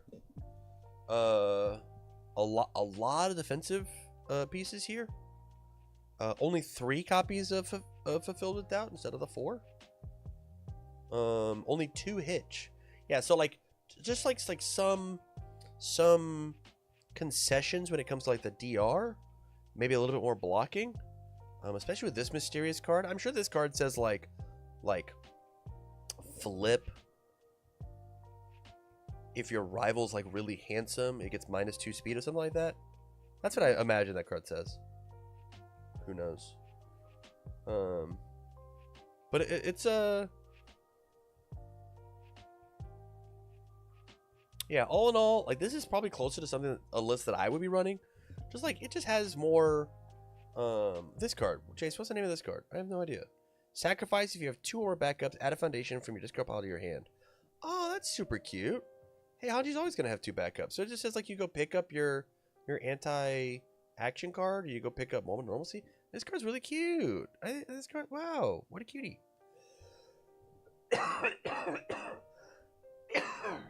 I was basically right. Also, it says go pick up a block, which I think is dope. Yeah, this is probably closer to something I would run. Man, I really like this very much. Perseverance. I think this is so smart. We easily series of characters, 1/5 mid block, enhance colon ability. I mean, hey, that's as descriptive as I could see from here, man. Man, I probably would cut this down to a 1 of in my Hanj decks, but if Justin, if you're watching, I really look at putting this card in your list. I think this card is really dope. I think it's super, super dope. Alright, move on. To our 16th place player, Hunter S. On King Ghidorah, under the evil symbol. Similar to... Is this similar to the list that won? Who wasn't Denver? It was the last one. What was the last one? Albuquerque? Let's see here. Love these. Wait, this thing says if it hits, seal your rival's character. That's what this thing says. So if you just like target a backup, you can seal your rival's Hanges, and then they can't Void Control UVS, thank you for the sub, but I appreciate that. They can't use their character. That's really good. It says that all their pink cards aren't gray anymore. That's so funny. Love the in controls for these Titan loops. Love triple Nonagon. It's so crazy, man. Shut down. I mean, this is looking very, very similar to the this is looking super, super similar to the other list. I think my big standout here is almost said Maze Castle. I'm so sick. I almost said Maze Castle instead of Twisty Surroundings. Wow. My big standout here is Maze Castle.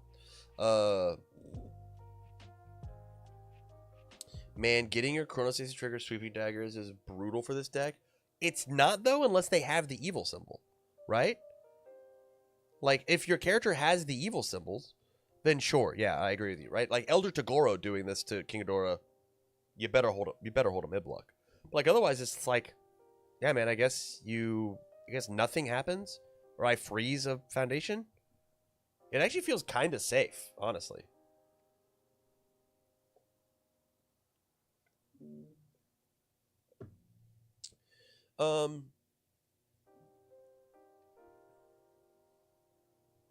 All in all, though, I mean, I think this deck looks good.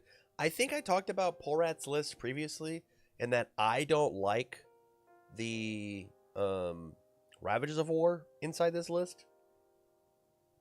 And so, like, it just like feels like a weirdly out of place of like weird forward check to like do the thing. Probably really good on like turn I don't even necessarily think it's good on turn 2, right? Like, if you check a 6 on it, you're probably balling out of your mind. But, like, it wants to be played on turn 2, but you're really weak on turn 2. And, like, with that said, I don't know what to replace it with, right? It's like, what, 3rd Chronostasis, 3rd Patchwork Baby? I don't know, 3, 4, 3, like 4 and 3. You don't need that.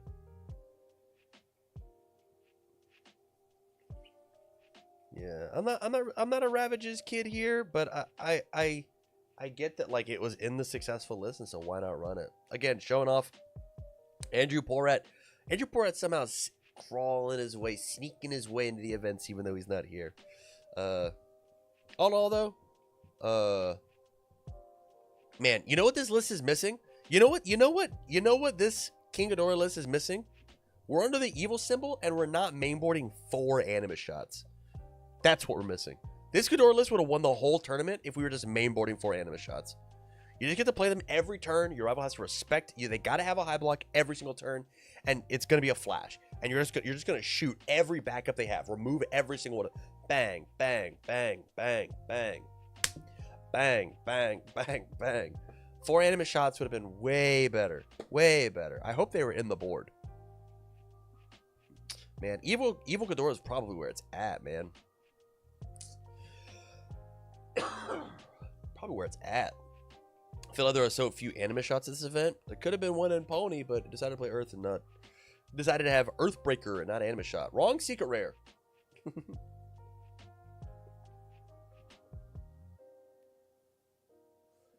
I think I only had like 1 or 2 on the board, and it came back to Hunter versus Justin. There it is. I beat this guy round 1 and didn't win another match the entire day. Oh no! Whoops. They were in his dad's deck instead, I think. Well, I guess that's tough. It's too bad he's not on a team to then have borrowed cards. So, nothing we can do about that.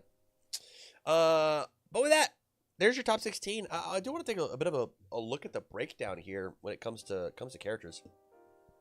Most represented character that we had was Hanj Zoe 1, with 3 of them converting. So cool. From there, next is Godzilla, Zeke, Jaeger, War Chief, both at 2. And then I believe 1-ofs for everybody else with Ghidorah, Pony, Porco, Krista, Mimic, Midoriya,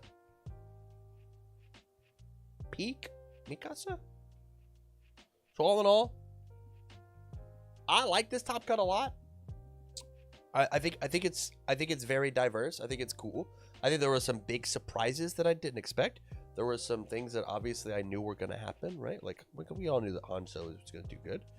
I assumed Godzilla was going to do good after Zach Richards forced me to be a believer by shoving that deck down my throat. But yeah, I didn't see Mimic top cutting or Krista top cutting. I didn't see the duality of the 2 War Chief decks top cutting, of how Caden ran his versus how Calvin ran his. I expected way more Peak to be on this, right? If you told me that Peak was the 3 representatives and not the Han Zoes, I totally would have believed you. Yeah, I dig it. I think this list is super rad. And here is how it all broke down. With winners in top 16 going to Zoe, Hanj, Porco, Mimic, Zeke, Midoriya, War Chief, Midoriya, Zeke, Godzilla, War Chief. There's only 1 repeat character from there. And then in top 4, we have just the 2 repeats into the finals. And so it really does feel like, I mean, War Chief just feels really good right now, I guess. It might be that also, like, Calvin and Caden have been absolute rock stars this entire season. They have been in top cuts or on the bubble in every single event they've gone to. Like, I've not seen them bubble out one time or buster out one time. So I think either way that you split, like, the timeline of Calvin is the winner this time. I think Caden being the winner next time makes total sense to me. Total sense to me.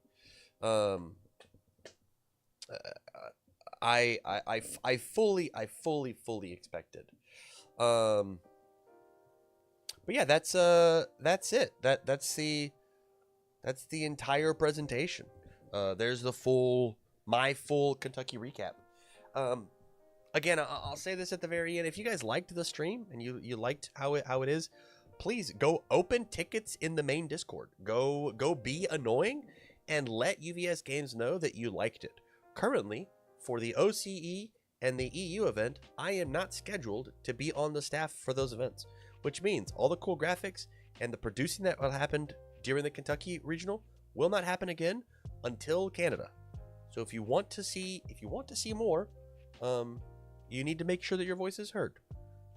I had a blast doing it, even though I didn't get to cast any games. But I enjoyed myself. So with that said, you guys, again, sorry for being sick. I appreciate you hanging out with me and talk with me. I'm gonna vibe with chat a bit until the end of stream. But with that, thank you much for watching, guys, and I wish you well. Okay, video recording done.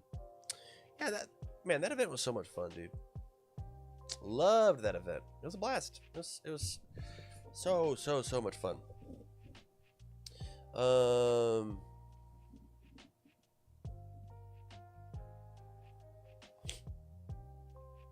What are you saying? What?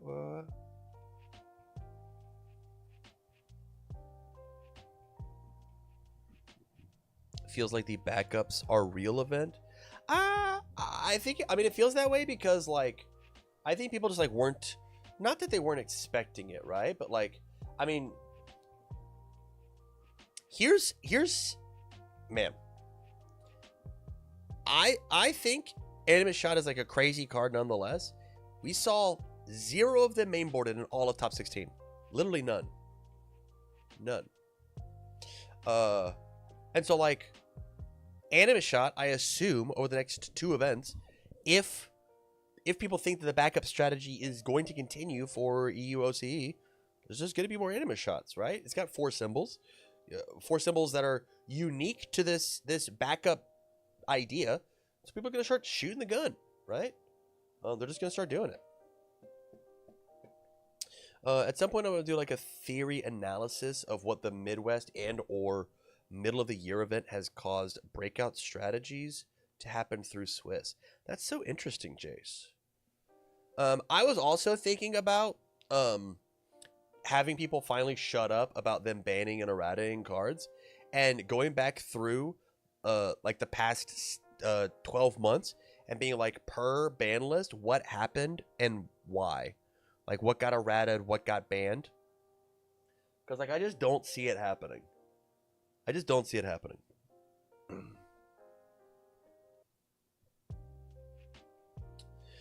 some point I'm going to do, sorry, last year Ghidorah popped up kind of out of nowhere, and this year backups finally started winning. Have you seen the meta versus tech yet? Shameless plug. Oh, yeah. I did go see that. It's so cool. It's so cool. That's just a folder, right? I wish that I could go search people. I can do card search, but I can't like go search up a profile. How do I search for a profile on fucking wherever? You can search for accounts. I insta bookmarked. Yeah. It's like stats, card statistics. There you go. Hey. Ah!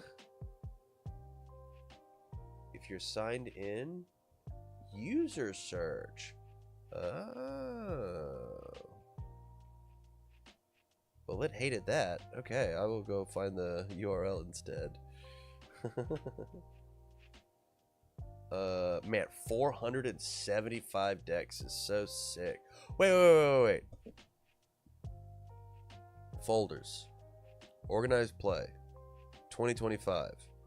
Major You got them all? Yo, excuse me? You got them all? Holy. I didn't plan any of this shit.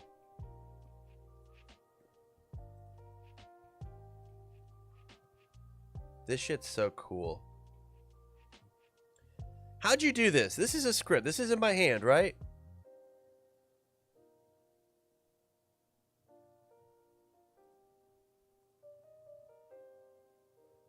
If I do... Man.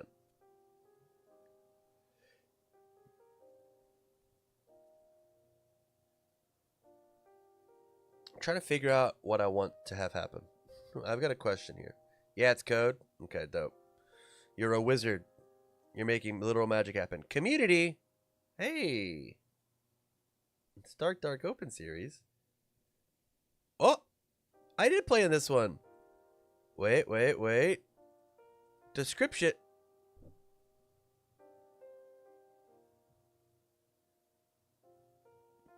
That's fine.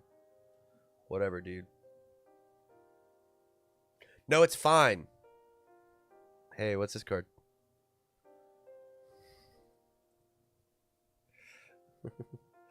He dumped his life savings on Fiverr? Damn right. That's funny. That's funny.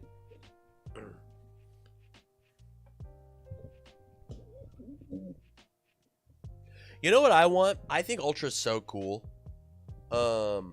You guys have obviously seen like EDH Rec, right? I want the community to work with Ultra and turn it more into EDH Rec. Like there's some things that our system can do, but man, I just want just like make it a little more, right? By the way, because I'm curious, what the fuck was up with the fire alarm evacuation? Did some dumbass start a small fire in the hotel? Apparently, it was the kitchen. That's the scuttlebutt that I've heard, but I think I've heard that third hand, not even second hand. So, be that as you may. Backups are definitely real, but backups eventually you have to start hitting the player. Enemy shot does help, but you can only get rid of backups for so long. IMO. Yes, asterisks. If backups are their game plan, and you get rid of all of their backups, you like their game plan doesn't work. And if you're just like playing classic universes, like if you're just playing good cold-blooded American universes, then like you're fine. You'll be fine.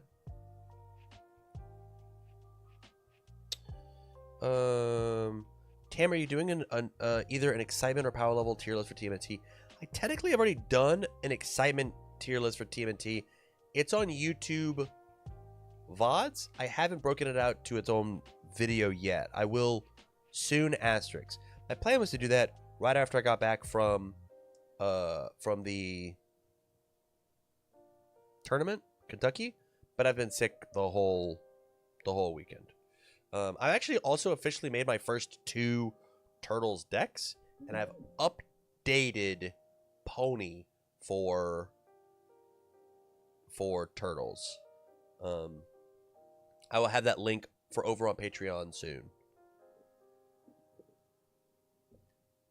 I did it after one of the Tam and Barrett Universal Super shows. But my plan is, Din, I think maybe tomorrow night we're going to go through and we might just make a bunch of decks for Turtles. Because I got nothing really going on tomorrow night. And then Wednesday, I think I've got a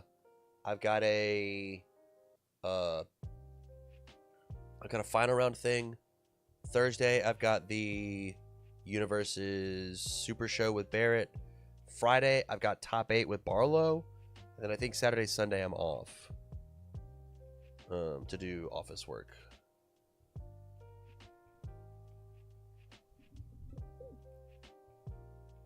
And right now, I'm just chilling, talking with you guys, just vibing.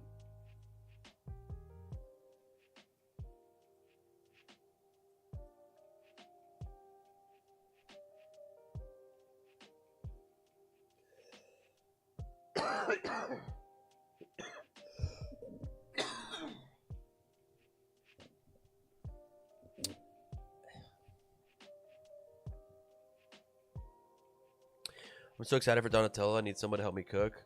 I'm nervous because I'm already making Void backup decks, and I'm nervous they're not going to be very good. I think that whole, like, Void, I'm an asset, I'm a backup, I'm a foundation package is really cool. Tim, where do you live? Like state? Question mark.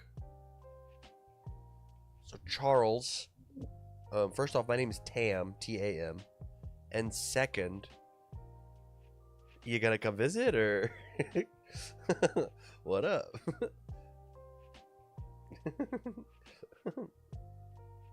What up? I live in Iowa.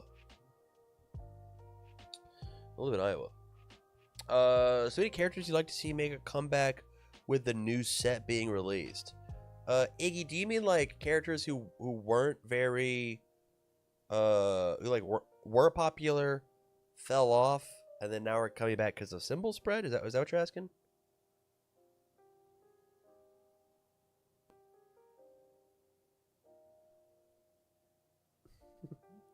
Tried to call you Timothy is so funny. I used to live in Iowa. It's pretty okay. I was in Iowa. I played in the Alpha Clash Nationals. Hell yeah. I keep getting talked to by the Alpha Clash people. Apparently one of their like big people are like go to the locals that I go to. Like they go to my local store and they keep like trying to talk to me and I keep trying to talk to them and be like, what's up? How we doing? What's going on? Blah blah blah. But like I don't know much about the game and I'm like, you got to sit me down in person. Like, when's the time? When's a good whatever? And they just like we just like 2 ships in the night have been moving. The game is not good. I've played it a total of 2 times, I think, with Tim Friedlieb at the first Creator Summit, and I thought that it was okay. Alpha Clash. Probably like if I had the disposable to just pick up 2 starter decks, play Kitchen Table Alpha Clash, I'd be down. But it's really hard to not like just play Universes when it's the best card game. It's really hard. Like the only way that Flesh and Blood gets by with me playing it is because the only way Flesh and Blood gets by is because like it's Universes for babies. I really want to make Superfly work, but I'm not sure how to go about it. Co-buddy, I've got a coaching person that brought to me a version 1 of Superfly and proceeded to kick my teeth in over and over and over with that character. It was insane. That character gave me the works. It was nuts. It was so crazy. Way better than I had any right to look at. It was insane. It was so crazy. That guy straight up fucked me up. He fucked me up. You fucked me up. My 1.5 games of Fab have been pretty interesting so far.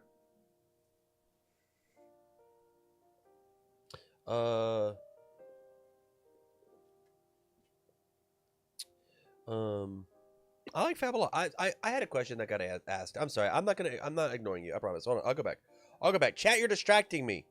You're distracting me from this very difficult question. Iggy UVS. So any characters you'd like to see make a comeback with the new set being released? So I really wanted more. So like my plan is if I'm feeling better tomorrow, we might do like a 3-hour long stream deep dive look at like all of the symbols and like look at the symbol spread, like take and look and rank every card out of Turtles, because I was looking at some stuff today and it was it like what was the card that I saw today that I went, oh shucks, that one's really crazy. It's like, we don't say that, we don't use that word here. Don't use that word. Don't use that word. I think the card's kind of silly. Response flip. At the start of your rival's combat phase, name a keyword ability. That keyword ability cannot be played this turn. Period. Like, that card is, like, insane. It's, like, insane. And so,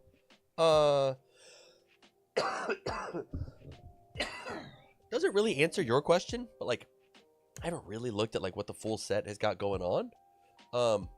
But I think there's certainly going to be a lot of characters that, like, I expect the evil symbol to go crazy. So, like, a ton of, a ton of different options. I'll answer this, Iggy, later when I'm more comfortable with the set, if that makes sense. If that makes sense.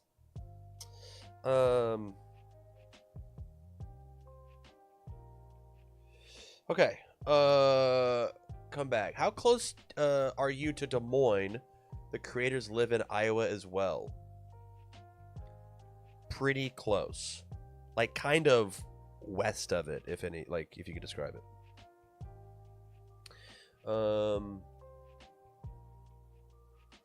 Are you hyped for Fatal Fury / King of Fighters returning? Think they'll reprint Trinity Geyser. I hope they do. Dude, I'm so pissed at the King of Fighters stuff. It is mind-blowing. It's mind-boggling. I think that it is such a flop of a product. It makes 0 sense for them to do a retro reprint like that. It makes 0 sense. 0. It makes me so freaking mad. Just pick 3 characters that you could do the reprint for and make them standard legal. Do a little bit of testing. Terry 2 is not going to break the game. Put him in standard. Why would you pick Stacker Mai? Why would you pick that one? Why? Re-update, re-release the characters. Re-release the characters inside of the game. And like, make them legal. It's baffling to me. So they can sell 4 shirts. I mean, there's the crux of it, right? Like, if they had the this promo behind the shirts, and then you get the 3 different unique character cards or whatever. Like, hey, these are standard legal. If you get this, your little time promotion, right? You get it for 2 months, and then they're on the loyalty store afterwards. Problem solved, right? Same thing with the Tekken characters. Let it rock. But, like, literally, those cards are paperweights, man. They're paperweights. Paperweights. They're coasters. Insane. Like, I think one of them isn't even retro legal. The Rock Howard, that's not a rock that we're allowed to play in retro. Like, play Rock Howard or don't draw your entire... You don't get to play that guy. That guy's not a retro character. I think it's making him retro legal. It doesn't say that. And also, retro in their eyes is already fucked up and crazy. There's no real ban list. Devil Jin is legal in retro. Right? Like when you think about retro, the thing that comes to your mind is Rochester Retro, which is a fan-based, fan-forward format. That is not retro. You're allowed to multi-symbol in retro. Sorry, symbol chaining is legal in retro. You can multi-symbol your deck. You have to symbol chain your cards. You're allowed to attack on turn 1 in retro. Like, these are the cards that this is the format that they're coming out. That's the format that these cards are coming out in. Why are you making product for us actively not to buy? And you say, Tam, it's a collector's piece. Tam, it's a collector's piece. I guess, man. I guess. I just think, like, why are you a toy company that makes me want to, like, not play with the toys? Crazy. Annoying.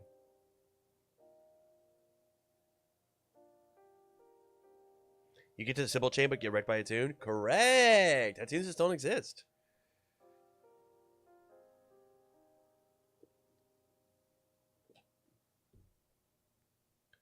Wait, Possum Party, do you actually like regular retro more than Rochester retro? Because I think that you're in the wrong chat, in the wrong streamer to argue that. Because I think I would be careful, because I think regular retro sucks balls.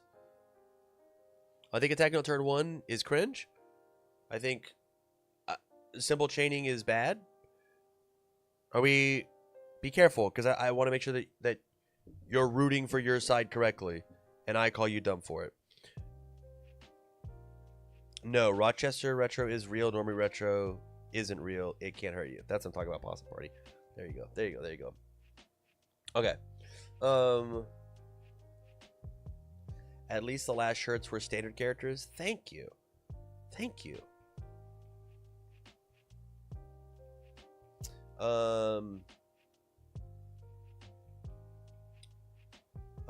I also just hate the redemption store at this current iteration that it's going with. Yeah, it's not great.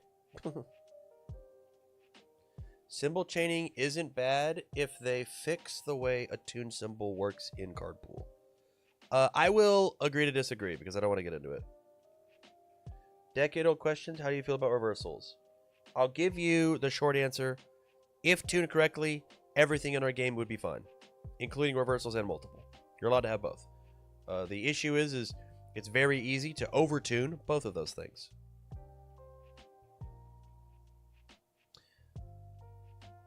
Went up against a reversal deck in Rochester Retro and just dropped. So the issue is that reversals are overtuned in Retro. There are also more answers to deal with them in Retro, to be fair, but it's very easy when currently there's not much to deal with it.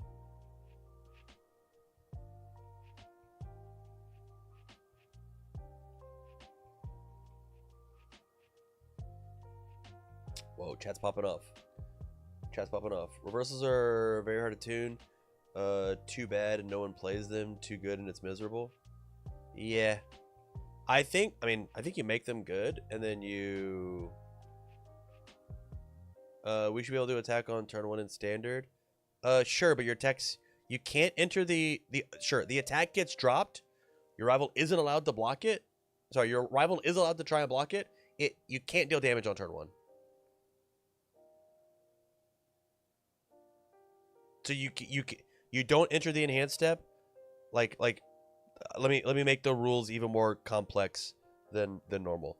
I think you shouldn't be able to have an enhanced step in turn 1. And they can't do damage. Then I guess I'm down for attacks on turn 1.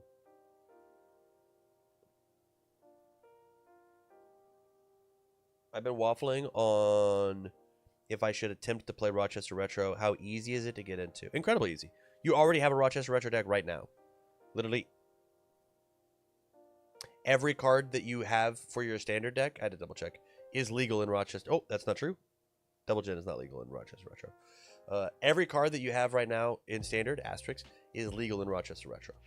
So, like, you have a list already. The recommendation is, whatever your favorite character in the game is for standard, go on Ultra during a road trip or whatever, and just scroll and be like, what are some commons and uncommons that look cool for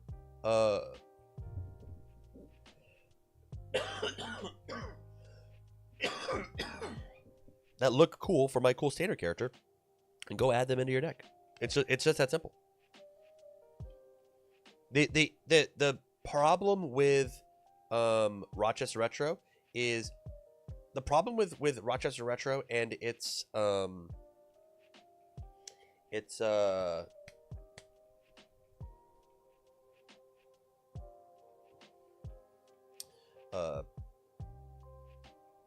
sorry guys, I can't think. Rochester Retro and its maybe you said it. You said how hard is it to get in? Inclusion, availability. I can't think of the word. How hard is it to get into Rochester Retro? As Universus players, we are historically whales, and so we want to have literally every card in the game to have access to, right? We want to have a big ass thing, a big ass collection to go peek through and be like, oh, I'm gonna fix my thing, right? You just can't do that for Retro. You just can't do it. It just doesn't work that way. Like you pick one thing and then you build a deck, and then you slowly build again, and you slowly build another one. Accessibility, thank you so much, Basil. I appreciate it. Accessibility. You just slowly build up over and over and over again until you develop your collection rather than you get everything at once, right? I wish we had something akin to Commander for UVS for a retro type. I mean, Negamat, I think, and this is going to be crazy, I think that you turn retro into Commander, you just put one-ups of all the cards and let it rock. It would tank some secondary market cards. But I think more people getting singular copies of things like Trinity Geyser would be way easier and maintainable or manageable than making them go find 4 to play.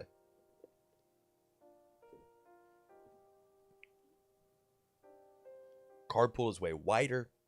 Imagine your deck has 22 unique attacks rather than like 4 or whatever.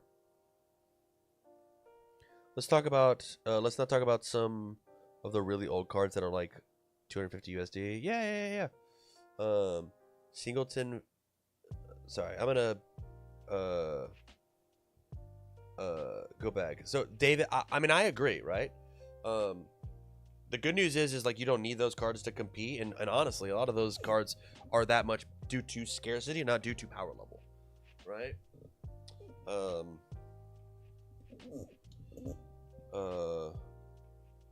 And so there's that. Nat, I want EDH. I want a tag team format. Do you mean like a Marvel versus Capcom type idea? Because we already got that, homie. It's like play backups. King of Fighters 13 Neo Max was the most underprinted set of all time. Yeah, for sure. Yeah. That's the case. I came in and only heard, quote, make retro commander Lamau. 2v2 format, I think. I just don't think it works. I think our game system just like built from the ground up. Like you're asking cars to fly, and I just don't think we can do it. Not in the year of our Lord. Ask him about wanting to build Felicia and finding out she's sold out everywhere. Shucks, man. That's rough.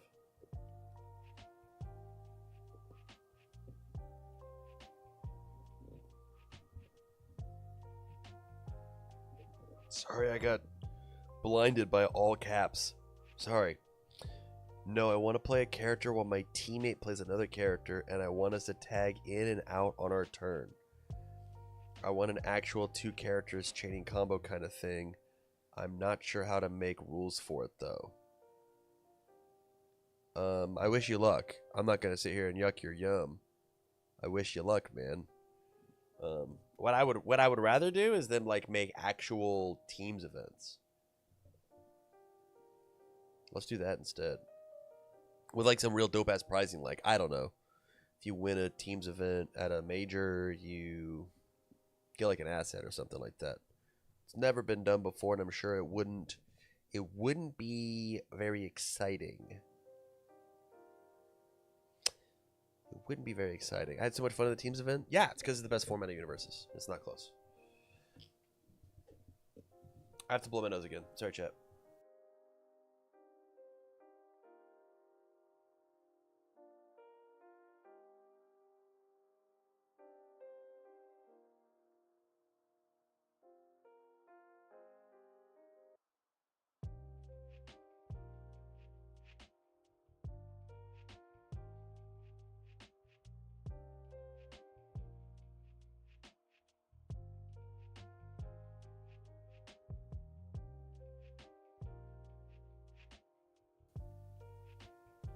Yo, we back.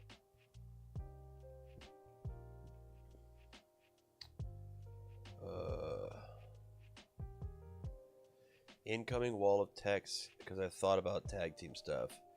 You might get fucked by Nightbot, so Josh, you might have to send it to me.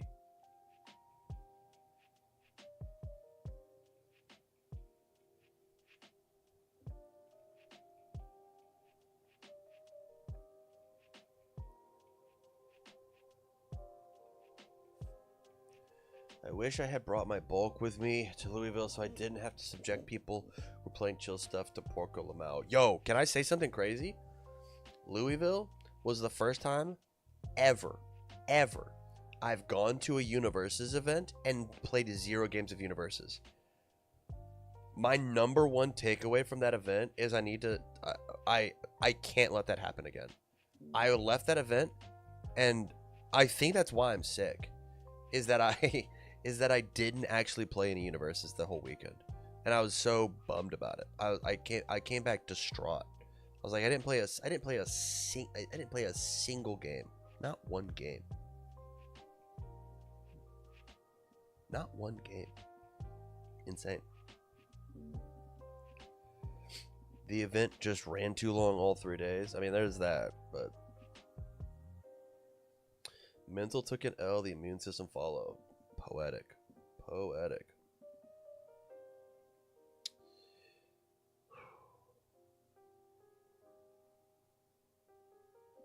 I also played 0 games. You gotta fix that, Master George. You gotta fix that. You gotta love the game, dude. You gotta jump in. You gotta grab it by the haunches. Be like, I love you. Want to make some control checks.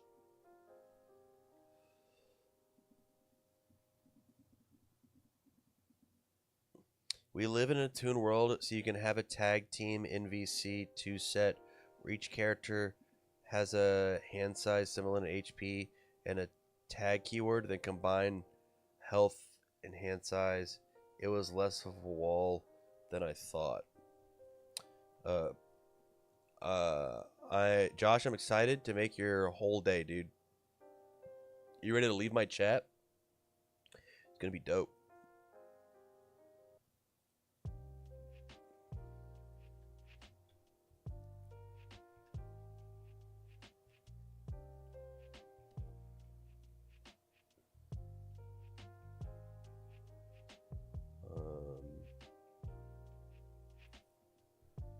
There you go.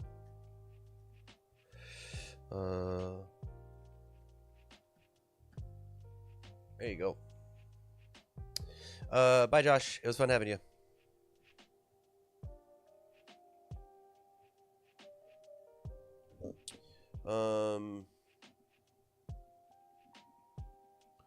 I missed some stuff.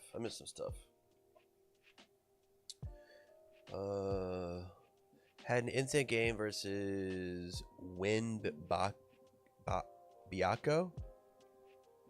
Where I won in 3 with a final chain that was anchor toss, focus, gravity beam, 3 Colossus SWAT, jaw jammer. Holy, sounds fucking nuts. My Hero Goo for the 16 months, my guy. Thank you so much, man. That's so kind of you. Using your hard-earned money. Thank you so much. I appreciate that.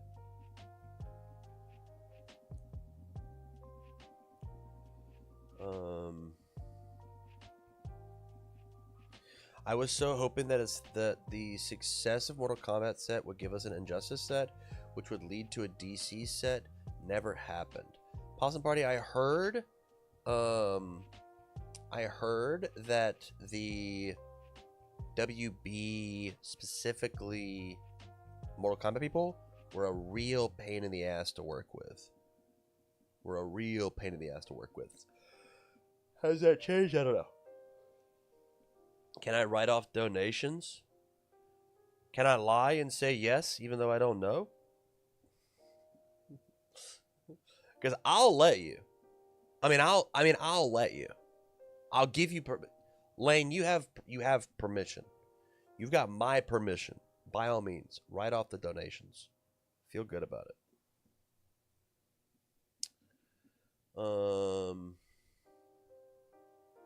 Oh, by the way, how does the team format work? All right.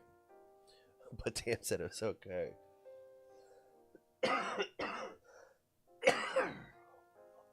So the way the team format works is you and two other players get together and you make 3 separate characters, 3 unique characters in 3 different decks, and you can't have, I think it's 8 copies of a card betwixt all 3 decks, or you can only have 8 copies of a card between all 3 decks. So let's pretend we'll look at 9 Titans, for example. You can have 8 of those across all the decks. So if all 3 decks want to have 9 Titans, you can have like 4 in one deck, 2 in another, 2 in another, right? From there, you as a team go up to a table versus another team, and before the match officially begins, both teams lay out their 3 characters. So for example, I'm playing Aaron Yeager. My one teammate is playing Mikasa Ackerman. My other teammate is playing Levi Ackerman. And across from me, I've got Godzilla, Midoriya, and Leonardo, right? From there, we roll dice. Thought they killed the card limit. Probably did. I might be booming over here. Sorry. I'm over here booming.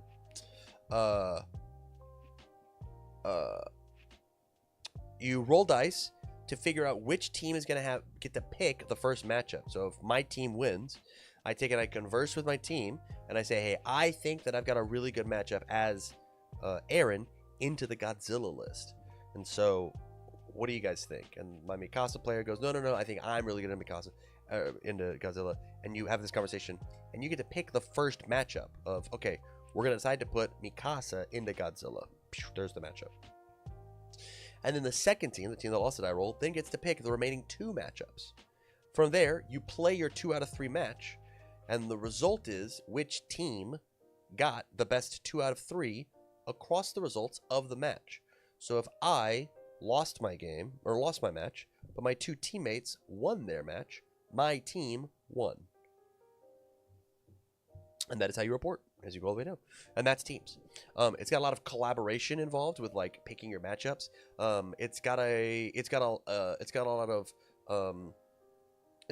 just got a lot of camaraderie that exists. That like is super fun. Super fun. It reminds you of old school universes. It's very cool. It is an amazing way to play the game, truthfully.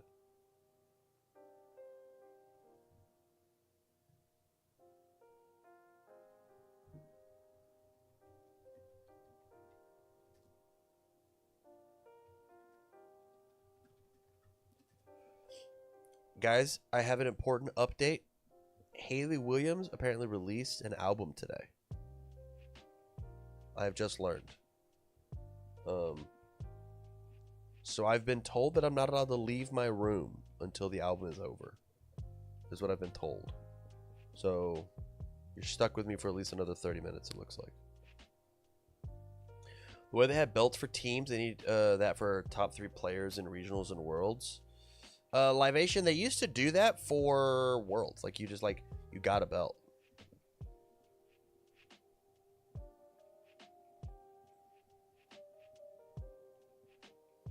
You got a belt. I mean, the reason Tim Keefe, I mean, this is old lore at this point. Tim Keefe, his nickname used to be Timmy Two Belts because he won back-to-back worlds.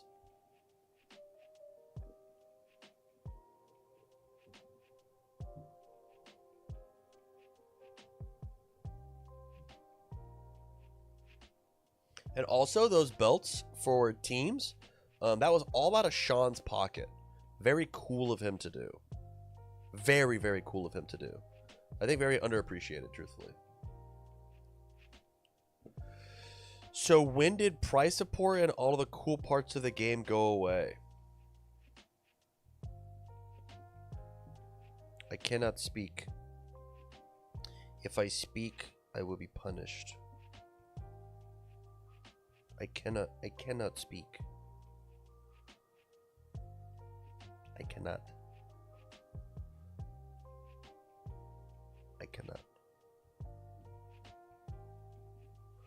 Like champ cards, custom playmats for redemption points. Lane, honestly, as soon as Jasco Games was bought out by UVS Games, it just whenever we became the My Hero Academia collectible card game. I want them to bring back the scout program, honestly. Tam, how we feeling about Atlanta? That's dope. Currently, we know as like staff and casters as much information as the people do. So like at the moment, I'm not even I'm not even I'm not even like scheduled to go, right? Like I'm not even staff currently for the event. So I don't know. If I get to play, that'll be dope. If I get to cast, that'll be dope. If I get to produce, that'll be dope. There's about 10 starter decks to teach people near me. Hell yeah, opossum party. I said opossum, not possum. Dang, fucked up. Hell yeah, possum party. I'm excited for you. I think boots on the ground teaching is like so cool and good. I need to make a sign for my locals. It's fine, you have an excuse, you're sick. Nah, it's my fucked up brain. My plan is like for my locals, I'm gonna make like a, you can get like a little table standy for like $4 on Amazon. Make like a little flyer that says, hey, come learn to play universes right now, and you just like put it on the end of the table for every event that you're playing, because people recognize vertical signs, they don't recognize horizontal things. So like they're not gonna like look over while you're playing the game, but they'll see like the standing sign and be like, oh shit, you got Godzilla in your card game? That's dope. You got TMNT? You gonna teach you how to play the TMNT card game? That's dope. Thank you for catching the mistake. You're welcome, Opossum Party. That was on purpose, obviously. I'm a little goober. I'm a rascal. I know.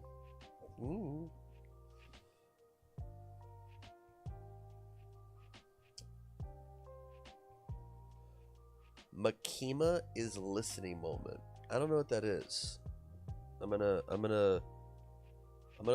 looking this up on my work computer. This better not mess me up. Makima is listening. I'm caught back up. I caught back up. You're talking about, okay, I understand. I don't know who Makima is.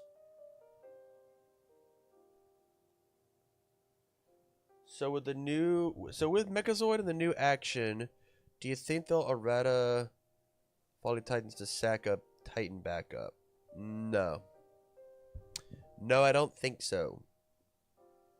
I think that's like a 3-card combo that is going to be difficult to like pull off. I think that the community would have to showcase that it is messed up for it to catch an errata. So like if you want it to catch an errata, you got to do the legwork. They're not gonna out the gate be like, "Oops." You're gonna have to do the heavy lifting on that one. Chainsaw Man character. Ah, I see.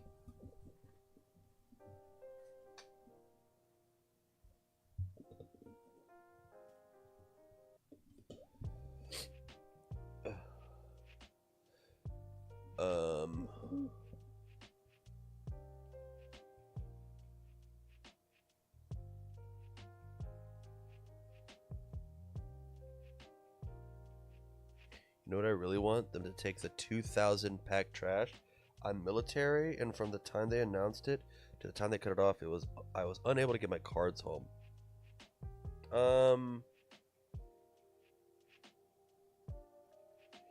Yeah, the pack redemption thing, like the pack redemption thing has just become like a bastardized version of like what it was intended to do.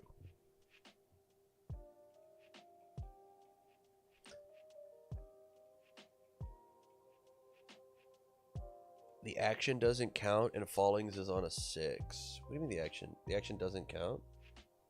I guess I just don't know.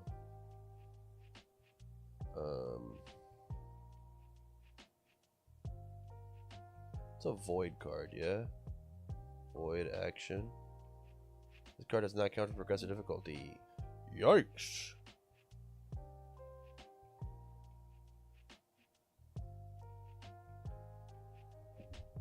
Team draw non-prog, that makes sense. What the hell was I saying? Oh, the point of the pack redemptions was the guy who bought Universes owned a store and didn't like that at his locals would crack a pack, keep the cards, and just like leave the wrapper on the table. So he would have to every night go pick up wrappers, and he's like, not in my game. And so he made pack redemptions so that the players would pick up the wrappers and then keep them to then turn them in for promos and such, right? Like it's really cool and really smart to the point where I'll Google this to make sure I'm not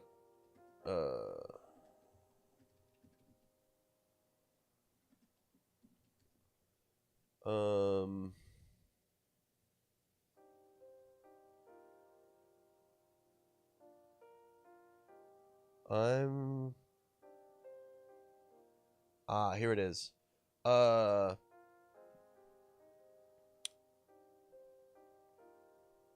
Flesh and Blood, starting with Everfest, started to manufacture with paper packs, paper wrappers, whenever they could.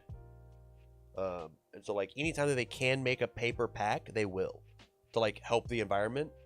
And so, like, very tangentially of like, hey, we don't want you to have a bunch of trash lying around. That like the goal was, hey, nerds, pick up your trash and don't leave it around everywhere. What I think is dope and noble.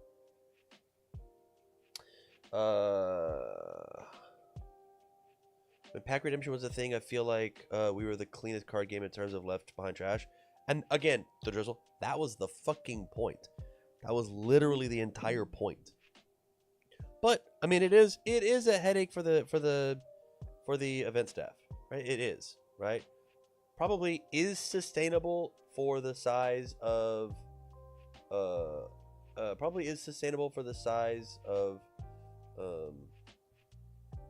that the game was. Probably not sustainable for the size the game is now.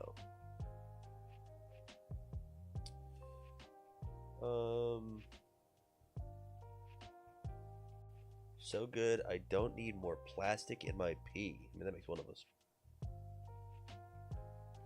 They should do a random redeemable QR code on the inside of the wrapper. So they are going to have QR codes on the inside of boxes that count the packs inside the boxes. And I think that's starting the set after Turtles. So Turtles will be the most, will be the least, will be the least environment friendly pack set the universe has ever made, because there's no pack redemption, no box redemption or whatever. But at the same time, like, I never redeemed any packs. Like, it was just for some people. I always gave my trash to the other gremlins who wanted it.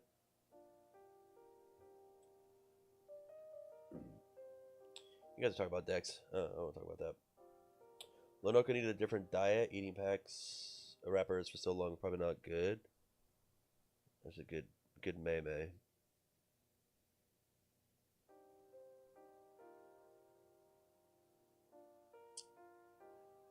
You guys excited for Turtles? You guys got a Turtles character you're interested in playing? Do you guys think that Turtles is gonna be fun? Yo, you guys see the Turtles boss battle?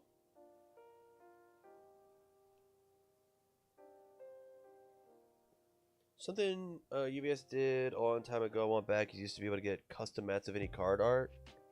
There's an asterisk there, for sure. There's an asterisk there for sure.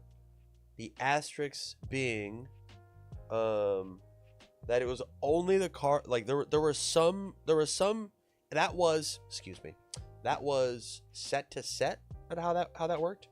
There were some sets that like you couldn't get any card art. But it was a lot of them. It was like inside the deal that they made.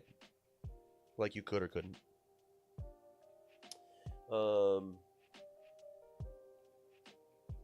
Yeah.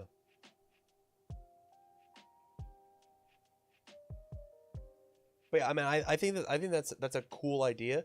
The issue is so you ready? They used to do Tim Friedley's original jobs before he was on design was he would hand press every mat that came out of UVS. They had a map presser in the back of the shop. Certainly not going to do that now. And imagine the amount of orders that they would get for custom mats. You can't have just one guy do it. So like, who do you give that job to? I don't know. Levi? Well, hopefully Levi would be doing his real job, right? And not whatever other thing.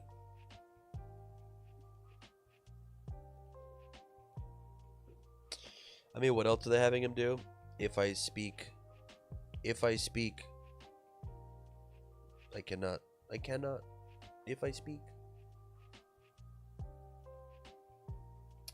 Iggy says none of the Turtles characters really stuck out to me. Leatherhead seems neat, but there's different characters I want to play. Paul Phoenix and Sam Rutherford, Devron Racer for post Turtles. Yeah, it's gonna be dope.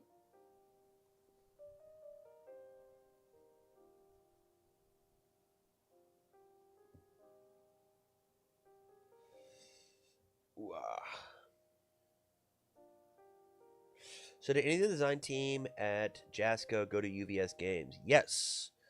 Tim Friedlieb, actually. Tim Friedlieb was a designer at the very tail end of UVS Games.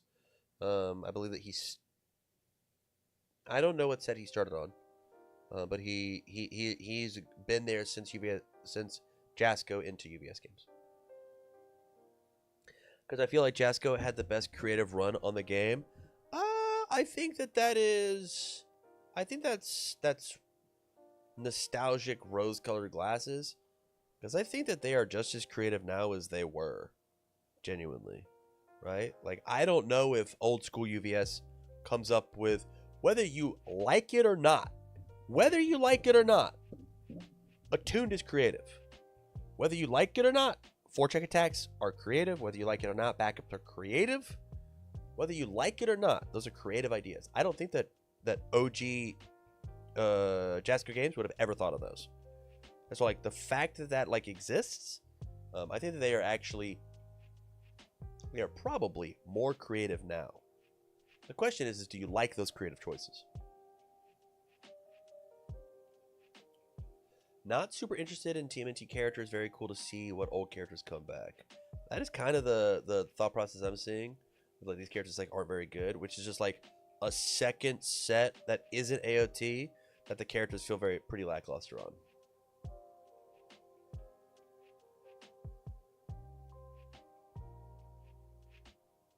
I miss alliteration gaming and Market Mondays. If there was an easier way to make Market Mondays happen, I would do it. But I just don't want to go look through everything. I'd have to like, I don't know code, and I'm not gonna go hand look through stuff. That's crazy. Leatherhead and Donnie are interesting. Probably gonna spend a lot of time seeing if the new stuff gets Kurama off the ground. Yeah, that's fair.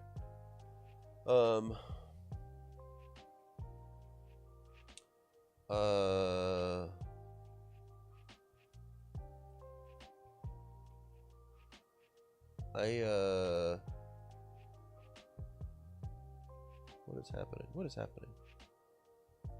Oh, there aren't any standard TMNT characters currently. Yeah, I made an April and a Bebop deck last night, and I thought the April deck was really neat but really bad, and I thought the Bebop deck was really bad but really bad. So I guess next is like Bishop and Donnie, which are gonna look again like the exact same fucking deck.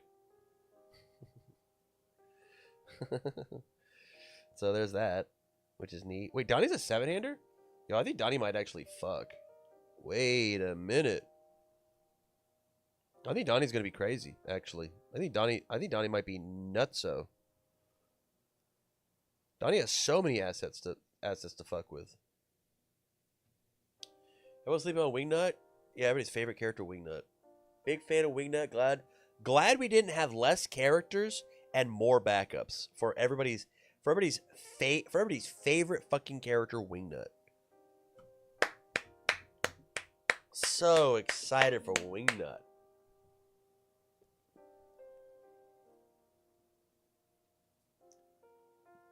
Print less characters, print more backups. Print less characters, print more backups. Give me 8 characters in this set. How many characters in this set? 16? 16 characters in this set? Let me cut this number in half. Who do I get rid of? April, backup. Make that character fucked up. That character literally doesn't do any combat. We are a combat. It's called. It's a combat focused game. I think you keep Bebop and Rocksteady. I think you keep Bishop probably. So there's 1, 2. We'll do it. We'll do this here. We'll do this here. I'll bring this in the middle.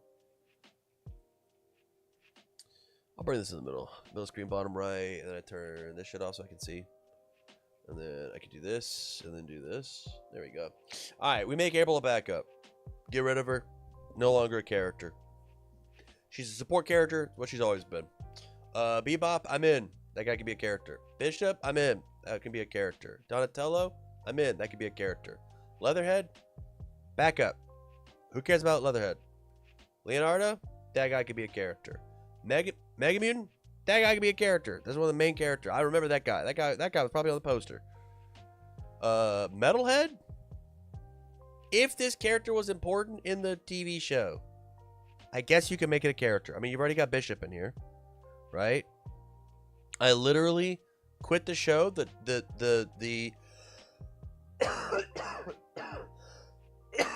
the episode before I saw Metalhead.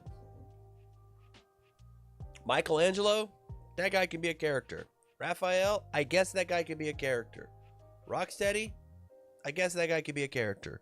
Splinter, that guy can be a character. Superfly, that guy could be a character. The TMNT. Probably don't need this one, right? You just don't need this one. Just get rid of it. Right? Like, I dig it. Like, I think this character is dope. I think this is the coolest character of literally of all. It's so cool. Probably just don't need it, right? Wingnut? Backup. Make it a backup. How many was that? How many characters we get? Did I get rid of half? Here's 1, 2, 3, 4, 5, 6, 7, 8, 9, 10, 11. So I have to get rid of 3 more. Splinter can leave. You take Bebop and Rocksteady and you put them on the same card like Ed 9. So it's not Bebop as a character and Rocksteady as a character, it's Bebop and Rocksteady. Delinquent duo or whatever. And then you take Metalhead and put him as a character. Or as a backup, excuse me. So I did it. We figured it out. So we've got 1, because we're combining them. 2, 3, 4, 5, 6, 7, 8. I've done it. We cut half. Cut half. There it is. It's gone. I fixed it. We made them all backups. All right. Sorry. Next question. I got really focused on that. Bringing us back.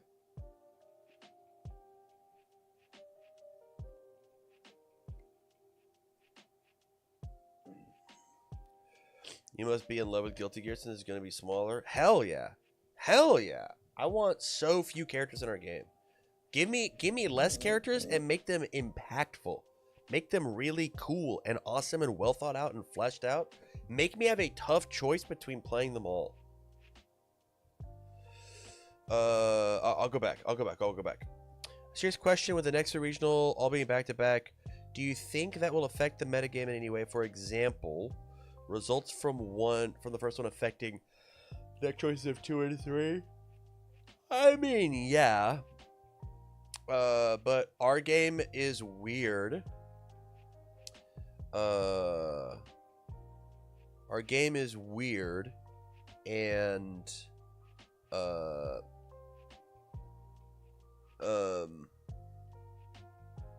game is weird, and our players are weirder. That's what I'll say. That's how I'll pitch it. Our game is weird, and our players are weirder. Yeah.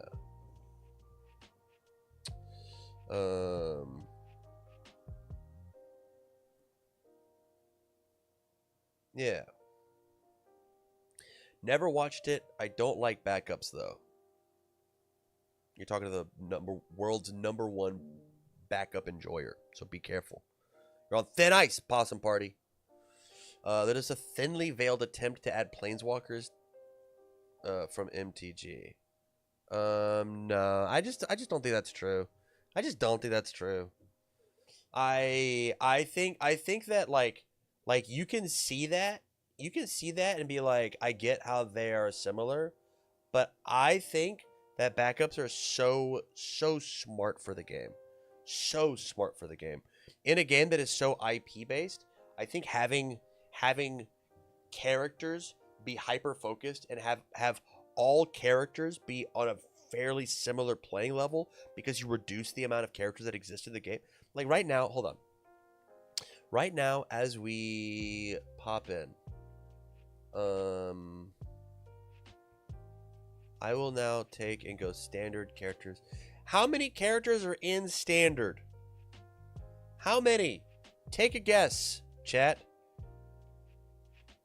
I'm sure you just looked it up. There are 218 characters inside of standard right now. That doesn't include the 16 extra characters from Turtles.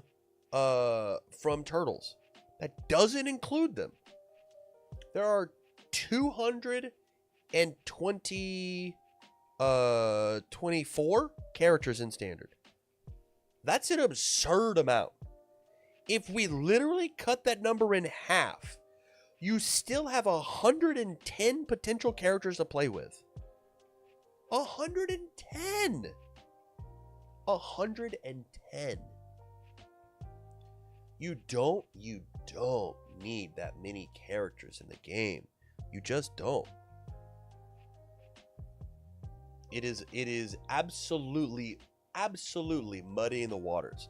And then from there, you get to focus on making really tight game mechanics and really good theming for the mechanics you want to do for the set, and really make the symbols like really unified for like how the themes work inside of each set, rather than just like bloating them with like forcing like Wingnut has to turn an attack into a high on her character card, right? Imagine that she's just a backup that does that once per turn, right? Like it doesn't like, it exists. It's still in the game. It's still chill. Like, that's a good ability. Just like give it a backup. I don't know. Let's just print more backups. Backups are so cool. Characters should be more successful.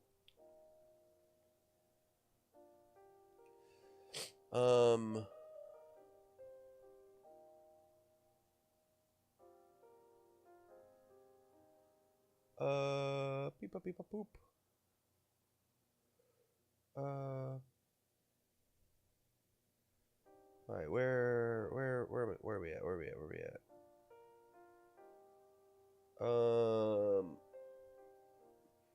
You must be in love with Guilty Gear since it's gonna be smaller. Hell yeah, love small sets.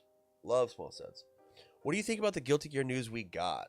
Sketch, I don't remember what news we got. Was it this past week? I was dead this past week. I was literally buried 6 feet under. I have no idea. Do you think Guilty Gear will be busted? I've been reading some mechanics and the characters, and I think it's going to be very cool, potentially broken set. Here's what I'll say. I got to see roughly 4 or 5 cards from Guilty Gear while at the summit. I think that Guilty Gear has the potential. I think that Guilty Gear is going to be one of the most impactful sets that has ever existed in the game. I think the things that they're doing inside of Guilty Gear are so cool, and thematic and authentic to the IP that it is really, really dope. To the point where I'm nervous about it. I think that it could potentially be too good. I have to wait and see, but it looks very cool, and I'm excited about it. Whether it's 9 Titans broken or shit, let it rock. Just the box art and the panoramic thing. I don't know what's the panoramic thing. What is that?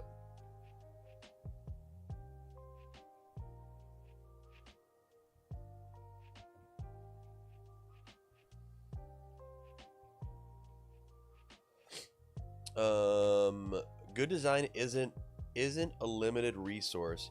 You can have a lot of characters and tons of strong fun abilities. They just don't do it that way. I just think that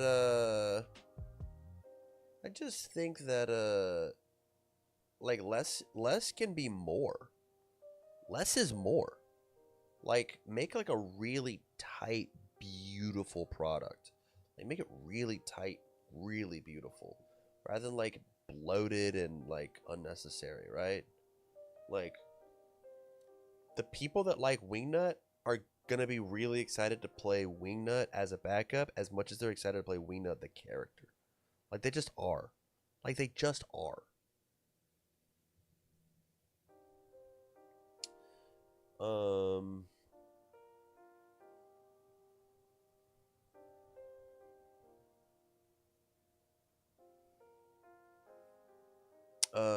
Wait, where's the news about Guilty Gear? I've seen some leaked shop stuff around price and pack number.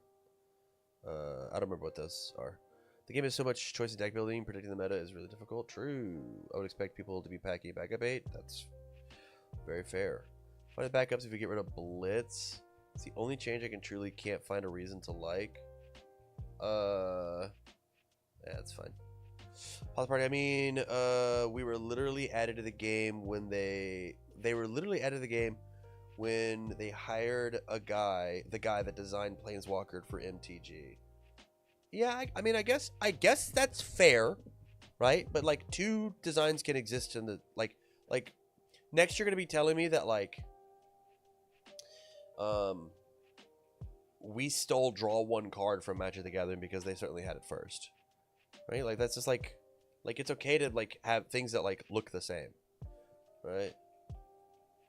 And the fact that ours only tick down is a difference, right? Like, you only spend resources, and sometimes you don't even spend the resources. Like it's all just neutral or whatever. And like, the way that our planeswalkers like interact is like different, right? Like, it's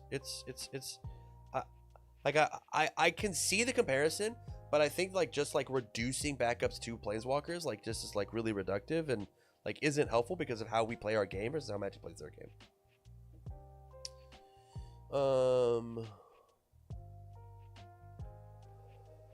I've been looking at the game itself. UVSG has been very story driven or true to IP.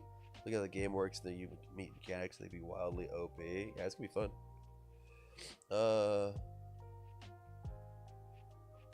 And it's a show, not the game. It's freaking hysterical. No. Possum Party is definitely the game. It's the game for sure. That's it for me. Good night. Thanks for stream. Possum Party, have a good night. I'm sure that you're already gone since that was 100 years ago. It's never an experience. Yuck show, but GGS feels like it might be the same. I don't know what that means. Guilty Gear set? Question mark. But characters are foundational. They are the basis for an entire deck. Anyway, good night. Hey, you can still have that. I'm just saying you don't need 16 characters per set. Literally cut the number in half for every set and it'll be great. Literally 10 characters max for a set. Max. And you'll be fine. New York Causa says, you're still live? Question mark. Yuck. Yeah, for a bit. I got about 15 more minutes in me, and then I'm probably gonna bail.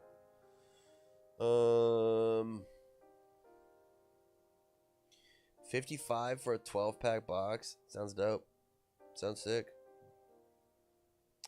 I want to know if UVS has someone who pre-freeds cards, because stuff like Genghis Frog should be caught. It has happened more than a few times. Period. If I speak.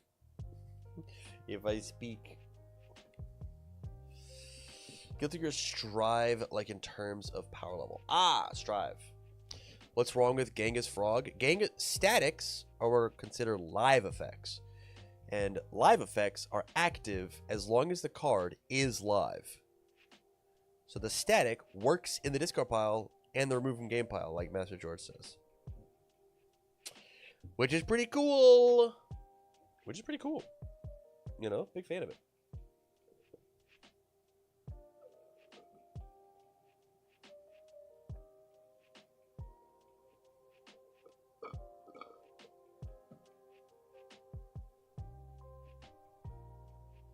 Like how not twice used to work? Correct.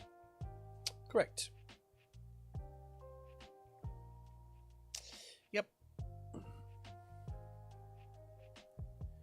I mean, there are ways to remedy this, right? Did you get to see the Roman cancel stuff for Guilty Gear at the summit? Rostos, can you tell me what is that? What is the Roman cancel stuff for Guilty Gear at the summit? What does that mean?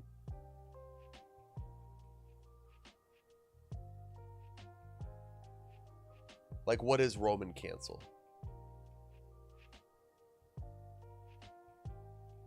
It's just a blurb from the store page, as far as I know. A sell sheet for Guilty Gear says Roman cancel is a new mechanic. Okay. Okay. If that's all it said, then yeah, I saw it. It's fucking cool.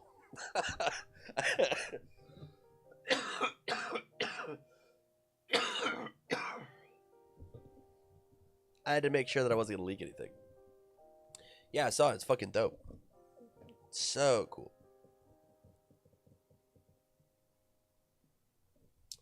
I mean, if it was meant to work that way, I'm in. Full send pony. Damn right.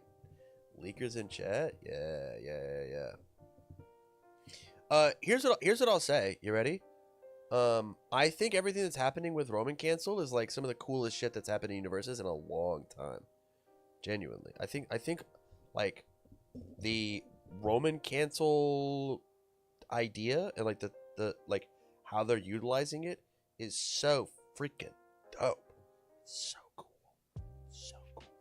I love it. I think it's so awesome.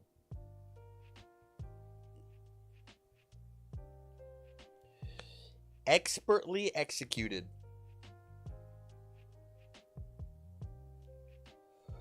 Tam, stop. You're only getting me more excited for Guilty Gear.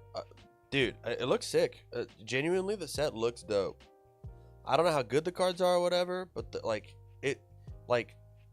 things that they showed off in the summit, I got to see, again, 4 or 5 cards total. It looks sick. It looks so sick. Did they show me the best 5 cards in the pack? Yeah, maybe. But it looks dope.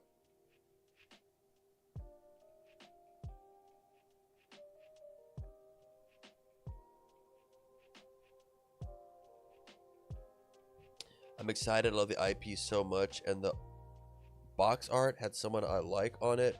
It's a public vid from UK Versus. Me and him got into a tizzy this afternoon. I have to blow my nose again. I'll be back.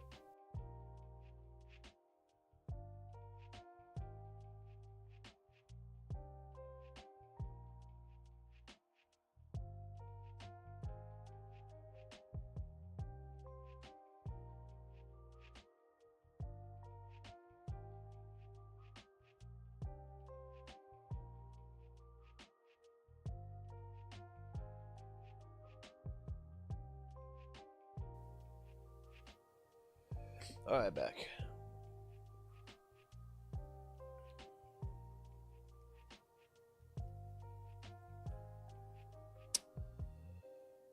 It's not that deep, Tam.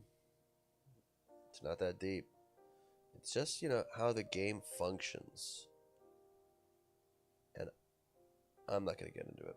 I'm not gonna crash out when I've got 10 minutes left to go on my stream. It's not gonna happen.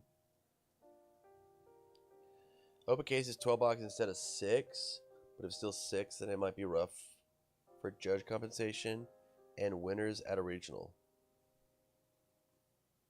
You could just say you get twice as many from the mini packs, right? Like, you just be like, double it up, right? Like you could just do that and like let it rock. You get a case for winning. Nope, you get 2. Nuh-uh. Got me there. You hit me with the nuh-uh. Hit me with the nope.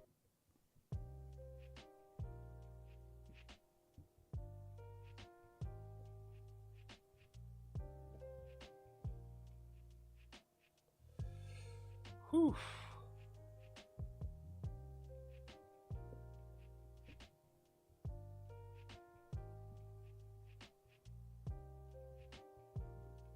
Have I played Guilty Gear Tam? Any of them?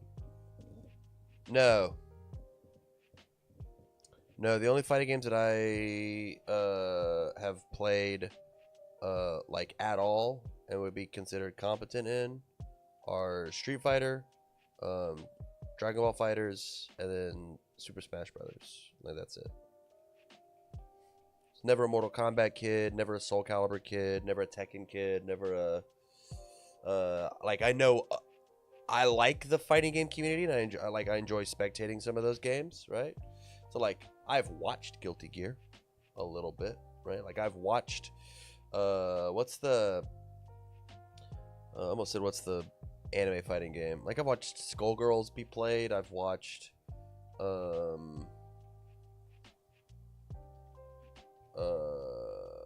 fighting games.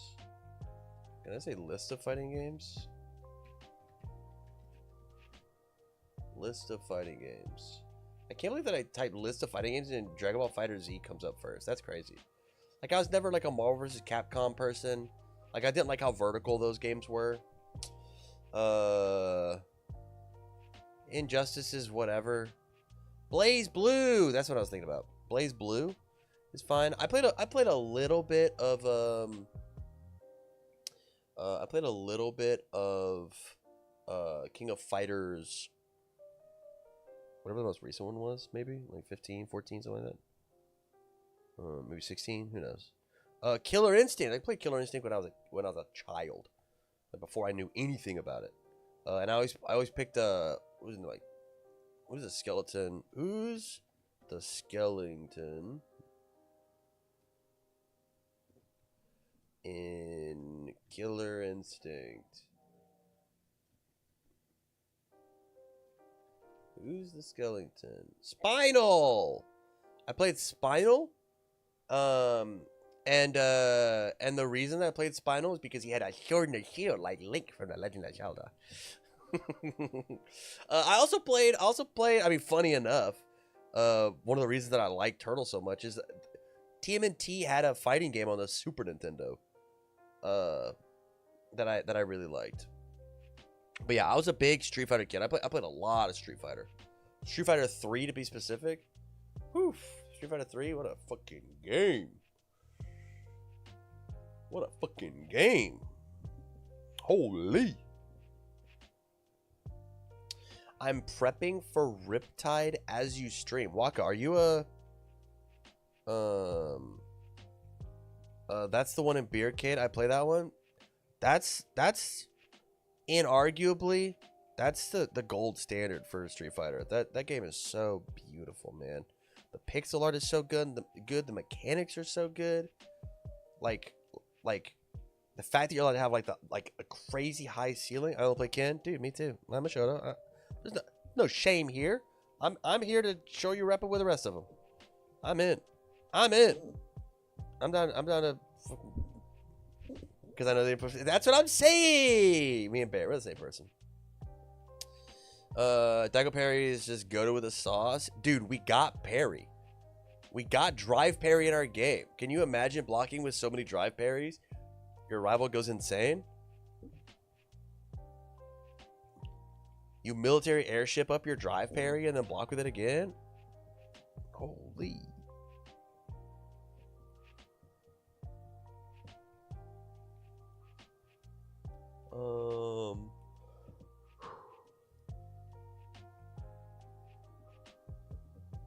It's kind of weird after Turtle there's no product release until Guilty Gear announced. I think that's fine. I think it's fine. If you look at last year compared to this year, at least they're giving us a bit of like a breath, you know? I just want one last MHA set so I can have Angelic Shigaraki as a character. If you want to play with the season finale characters of My Hero Academia, boy howdy, do I have a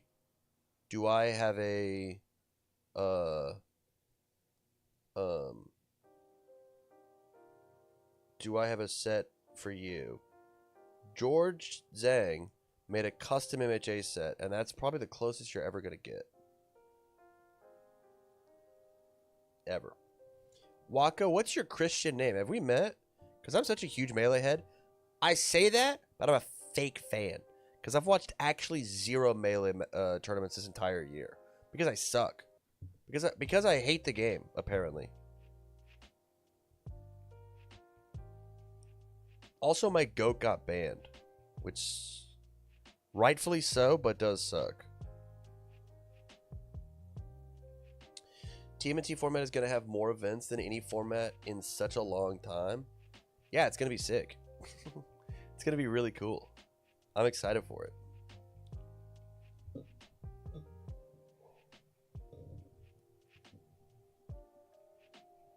I'm down. Let us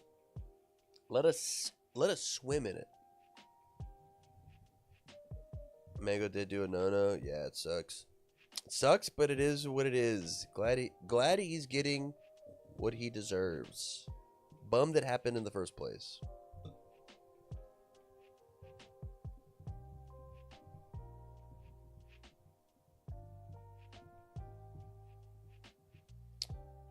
What did Mango do? I'll DM you. Actually, I'll be vague with it. He got drunk on a live stream and did some lame things involving other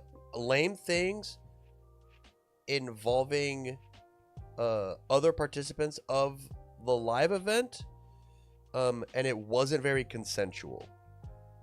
And that's it, right? Like Mango was like being buddy, and people were not that close to Mango. We're catching the affliction, if that makes sense. He meant no harm by it, but he certainly delivered harm by it, and so there has to be punishment involved, which I get. As somebody who's gotten drunk on a live stream and been punished for it, I get it. I get it. Swimming in those sewers is so funny, Tim. Tim, what are you most excited for the TMNT format?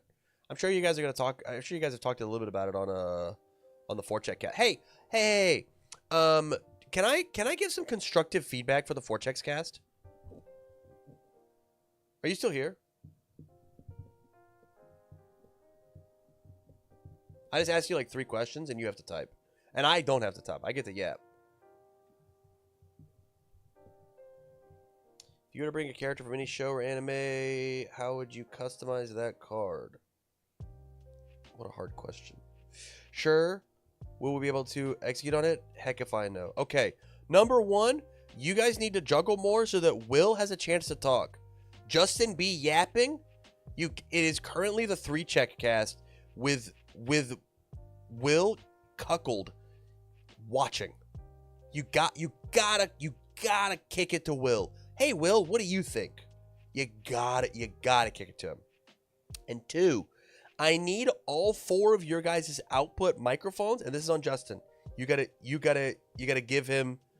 You gotta get on him. All 4 of your microphones need to be the same level. When I'm driving and I'm listening to it, I'm like, I got my hand up here on the steering wheel and I got my hand over here on the volume. And anytime that Justin talks, I have to like do this, and then Kevin will start talking and I have to like go halfway, and you start talking, I have to go a little bit higher up. And then I do this the whole time. And if you notice, there's only 3 levels because Will, I think, has only ever said 3 things on the podcast ever. And so like I'm sitting here and I'm double fisting, Etch-a-Sketch fingered, doing the thing. Josh A, we've met. I was a Mirko at Nats Worlds and the Terry at Louisville. Hell yeah, Josh. What character do you play? Yeah, Will is way quieter volume 2, 100%. Like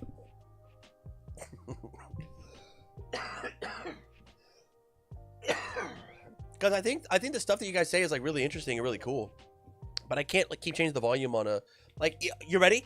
I would rather you all be all quiet at the same level so I can boost you myself, or have you all very loud so I can lower you myself. I can't have you all at different levels because I can't go up and down, right? It's tough. It's tough. It's tough. I think Justin has Will maxed out and Ninja hates his mic or something. Now, I might be crazy. And this might be coming from a point of privilege or privilege probably isn't the right word, but I'm going to use it. Will has a job? Yeah. Go get a different mic.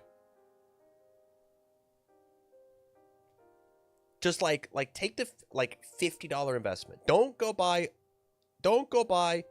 two of the TMNT starter decks. Take that $30 and an extra $20 from your next paycheck and go buy an okay microphone. Cute little USB one that you put on your desk. You don't gotta do all this shit. But give me something that works. Here's my number one tip for anybody who wants to do anything content creation wise. The thing that you should spend the absolute most amount of cash on, the most amount of money, is your microphone. You need to sound good. Because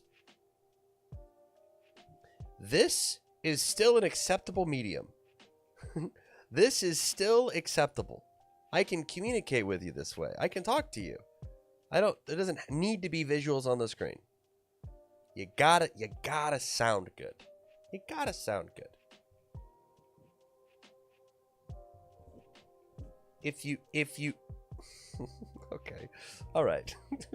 Okay. Know my object permanence. More importantly, buddy, where did chat go? I murdered all of those people. All these people over here, they're all gone. You set me up, yeah. And me setting you up doesn't hurt me any less, right? Like,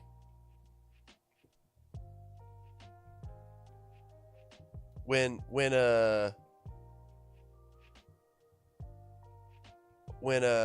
what's his face does the kick, it's not Peppermint Patty, is it? Charlie Brown. We're looking at Charlie Brown characters.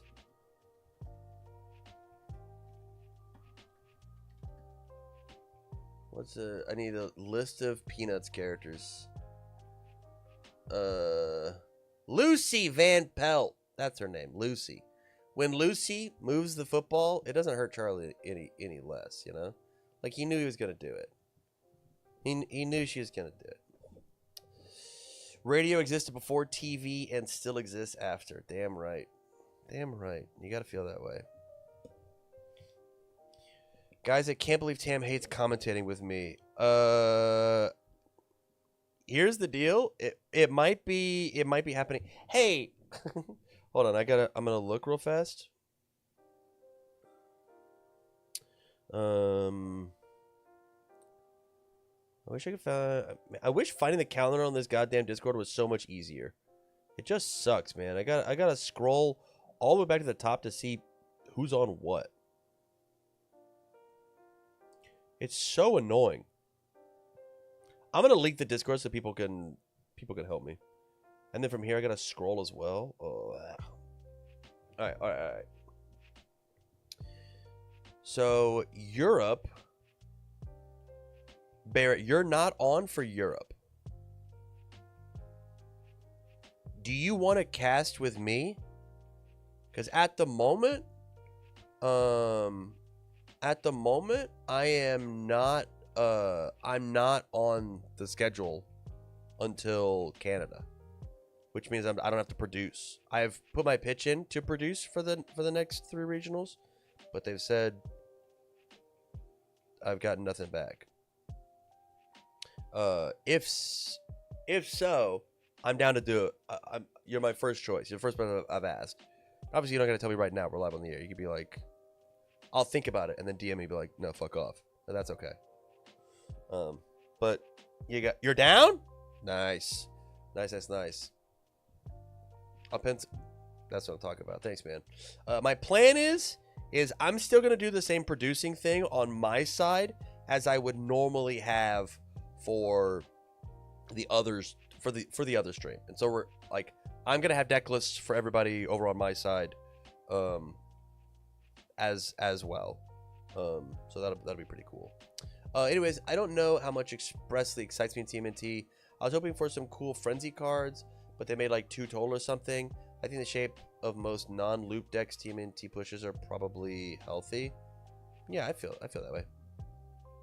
I'll vamp all you want, then I'm good at that. Yeah, so this is going to be a real test run of how easy is it for me to cast and make these graphics, as well as how easy is it for me to pull these graphics up while they're sideboarding. Because, like, if we do it while they're sideboarding, then whatever. And then, like, while they have their 20, 25, 30 minutes of Be Right Back screens, I can make the graphics for the top cuts from last round, and we can talk about those. That's the plan, at least.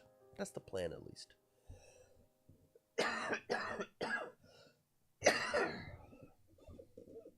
Am I going to Gen Con? No. No Gen Con for Tam.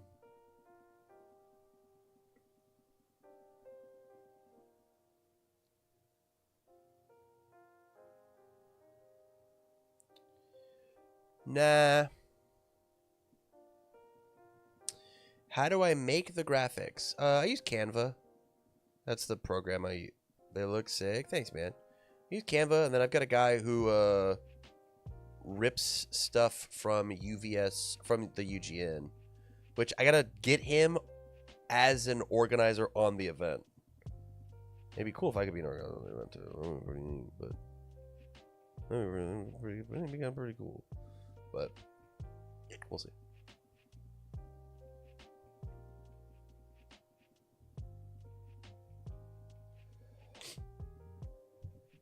Yeah.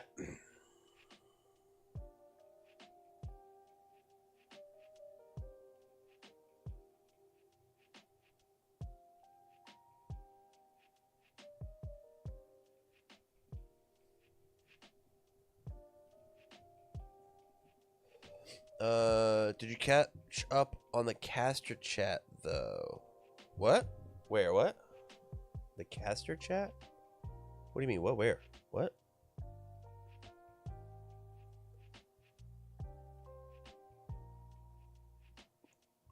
You mean the thing that those 2 people were talking about?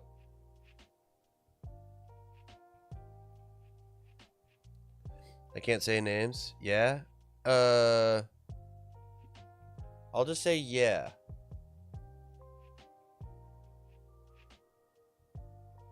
Yeah, I'll just say yeah.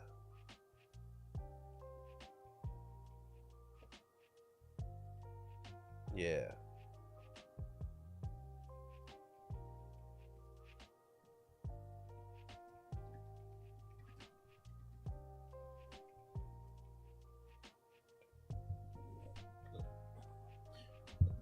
Fun question for you. What IP would you like to see in the game? Not caring about current copyright holder disputes, other games having those IPs. I've got 2.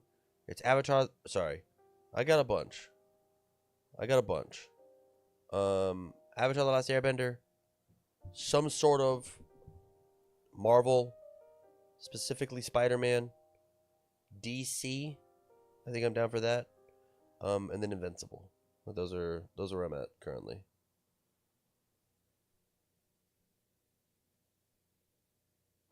Like I think those 5 would like fit so good.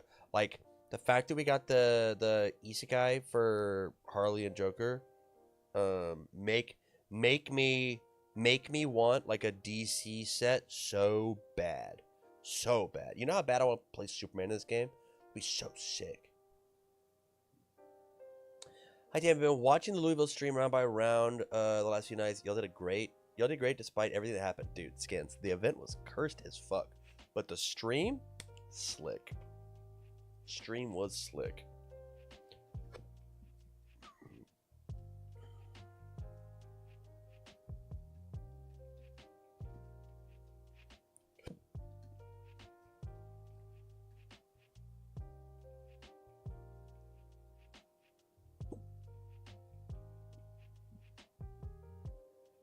Oh, so the stuff Avatar last year were doing? Yeah. The people that watch, the people that make Magic watch my stream and they know my Dream IPs, so they could steal them from universes to make me sad, to make me depressed and drink.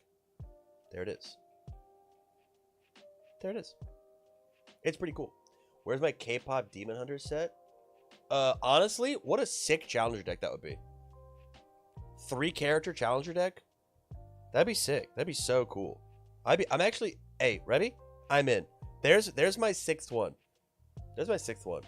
K-pop Demon Hunters set. I'm in. New Avatar series next year. Maybe UVS set scoops it up. Is Toph Bay Fong gonna be in it? Is Sokka gonna be in it? These are the questions we have to ask.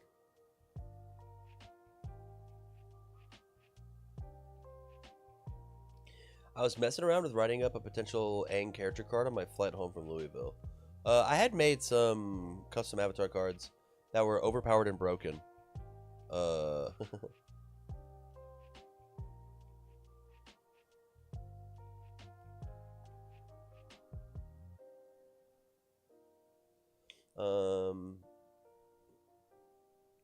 did do my best being stream judge all event.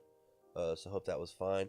Yeah, I'm trying to get you some new cards, some new token cards, to be more helpful. And I think that I'm gonna purchase some dice for the stream table, that are like really easy to read and use.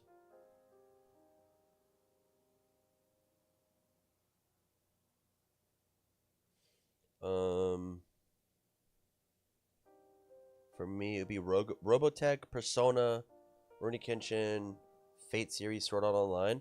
Oh, I mean, like if we went back to like video game properties, I mean, like literally all of Nintendo's properties would be great. I think you could do like a ton of PlayStation properties.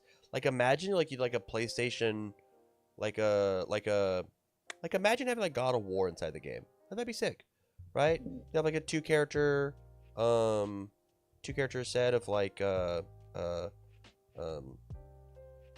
uh, I can't believe I'm losing his name. Who's the main guy? His name is Kratos. Thank you, Tam. Kratos and Atreus, I think. As a challenger deck, it'd be sick. That'd be so cool. Give me Soul Eater as an IP. I've seen like half an episode of that. Need campaign 3 critical role. Eyes emoji. New Avatar series coming next year. Maybe UVS scoops it up. What if you have new favorites from the new series? My answer to that is I'm a millennial, so I have to prefer the old version. Just like if we happen to get Pokemon in the game, it's only Gen 1 stuff. I can't do like the older generation. Sorry, man. That's how it works. Huntrix versus Soldier Boy Clash decks. That's very funny. GG. Guilty Gear is probably my second biggest want behind Yu Hakusho, so I'm chilling. But Metabots Mega Man Battle Network set would probably be next big one. That's fair. I mean, some would say UVS fumbled by focusing on new TMNT stuff. I wouldn't be surprised if they tried to do the same for Avatar if they nabbed it. Snowy Apple, you've got one chance to defend yourself. Are you one of them people that think UVS fumbled for getting the new stuff? Would you? We don't take kindly to them around these parts. Tam, would it be okay if I share the idea I had come up with for a potential Aang character card with the chat? Yeah, man, rough it. Go for it. Oversized dice. Yeah, that's the plan. Just bigger dice that they have to use. I cannot fathom UVS games because I decide what turtles they're featuring. Yeah. Bob's Burgers. Yeah. I'm still behind on chat. I only have one Dream IP for universes. It's just Genshin Impact. I bet that you would have said League of Legends a while ago, but I I think that ship's probably sailed.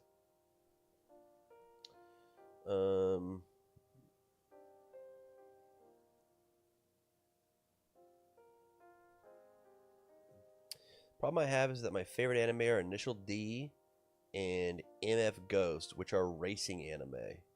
Yeah, probably tough. I barely watched TMNT growing up, so I'm in it regardless of what they gave us. I like holding cardboard in my hands, and the shiny ones are extra cool. That's what I'm talking about. That's what I'm talking about.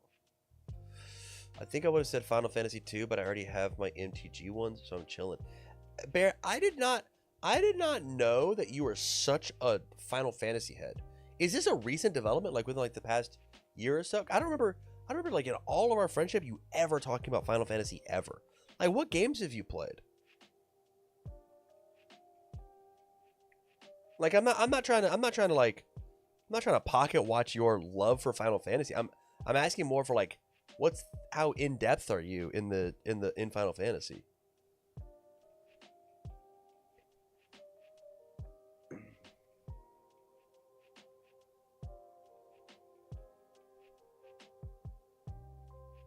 Look, man, I'm not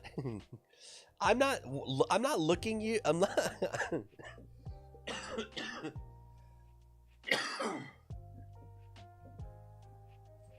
I'm not looking at you and saying that like you're a fake gamer girl for the Final Fantasy. That's not what I'm saying.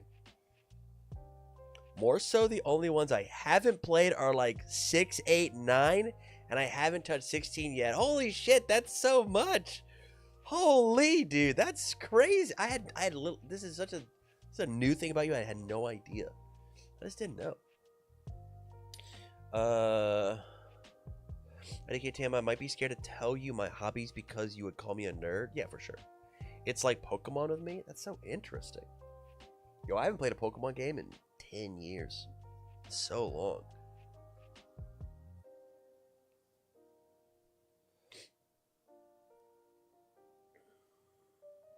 Have you played like all the Crystal Chronicles and the Team Tactics? Have you played all them PlayStation portable games? You have? I was making a joke. You're supposed to say no. I had a Vita. Hey, there it is. I have a Vita. I'm gonna be I am gonna be the one that is happy with what they came out with TMNT. However, I am of the notion that the 80 style would be the more I would have used. The new TMNT is the best TMNT that's ever been made. It's not close. End of story. Vita was too soon for its time. True. Honestly, give me Fire Force, reincarnated as a slime, Resident Evil, and or Destiny by Bungie. What the fuck is half of that? Reincarnated as a slime. That's anime. That's got to be anime. That's got to be anime. I'm gonna read the synopsis of Resurrected by or Reincarnated by as a slime. What is it? Reincarnated. Reincarnated.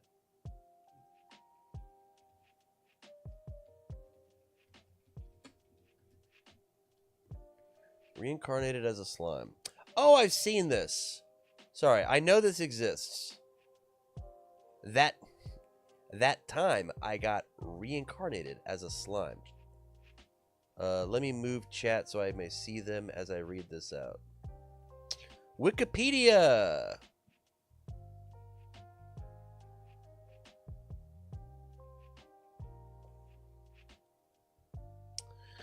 All right.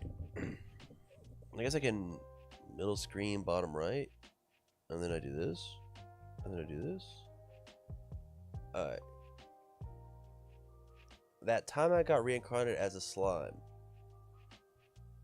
also known as regarding. Okay. And by that, stop. Is a Japanese fantasy light novel. Give me plot. Okay. Satoru is an ordinary 37-year-old corporate worker living in Tokyo. He is almost content with his monotonous life, despite the fact that he does not have a girlfriend.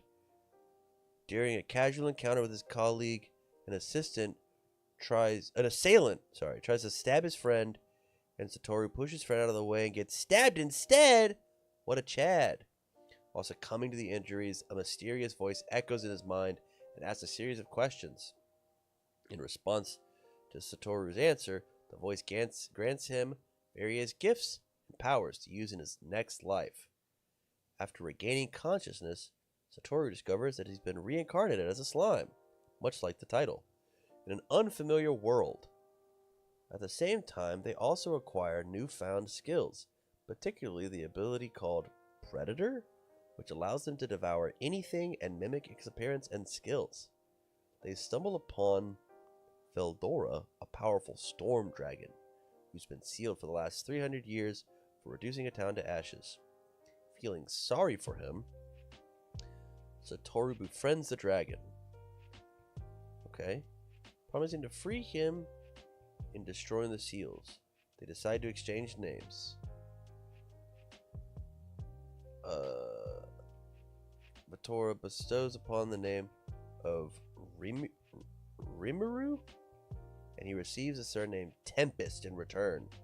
Rimuru then consumes the dragon together with his prison in order to analyze the spell and eventually free Veldora. During their journey, they gain a human form after devouring a deceased human. Yuck. Sounds like another Skill Tree character. That means they'll be terrible. The disappearance of Veldora's aura creates a power vacuum, which eventually makes Rimuru the leader of all beings inhabited in the... I'm getting crazy spoilers. Holy shit. Holy. Who accept him as a ruler altogether. They establish the nation of Tempest with Rimuru's strength, wisdom, and idealistic vision. The new nation quickly grows in strength. Alright. Well, that's neat. That was well worth the read, for sure. For sure. Okay. What is this clip? What did you clip? Did I do something silly? What happened here? It exists. That time I got reincarnated as a slime. Alright, fair enough. So many. TMNT, the movie with Patrick Stewart as part of the voice cast, was the best TMNT. You mean TMNT? Nah. Nah, the Mutant Mayhem is where it's at. Tam, I could not be bothered with anime shit. I mean, hey man. You're putting true words in my mouth. So like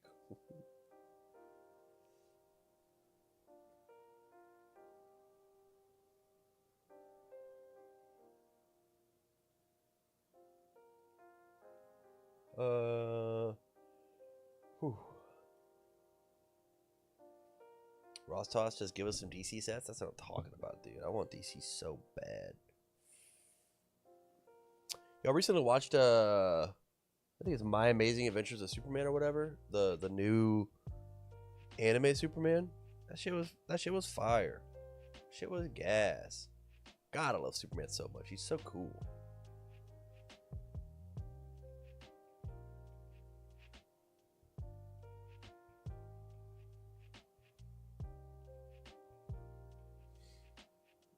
Barrett, when am I getting Superman in the game? I'd love to see King of Fighters and Street Fighter to be main sets again. Man, Fuzzy, I don't think they would sell, man. I just don't think they would sell. And also, you'll never get King of Fighters in the main set ever again. Go buy a t-shirt and a bad retro card.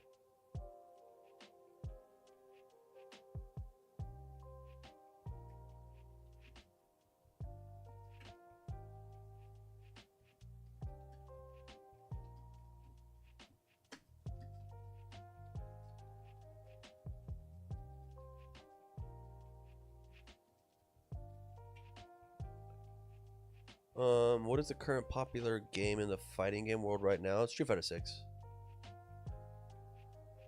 Oh, did I get gotcha'd? Oh shit, did I get gotcha'd? Oh no, I got gotcha'd. Dang, Iggy got my ass. Iggy got my ass. Oh no. Give me the characters from Scrubs as an IP. Yo, a Dr. Cox card would go fucking crazy, dude. Holy shit. Wasn't trying to gotcha. Just curious as what would do well. You got my ass. Smash Bros. Best fighting games. It's really my favorite. We need a 2003 Teen Titans set. Nah. Nah.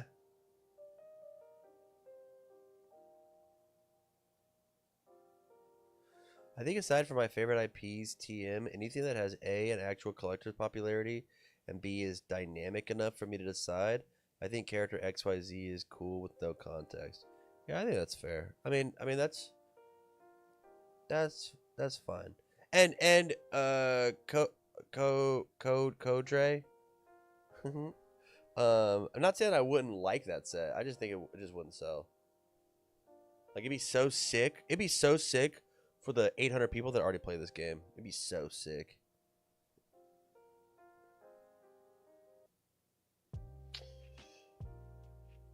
Yeah, that's how I feel. It's how I feel. I just think like that's not nostalgic enough to make people do it. I think the only thing that like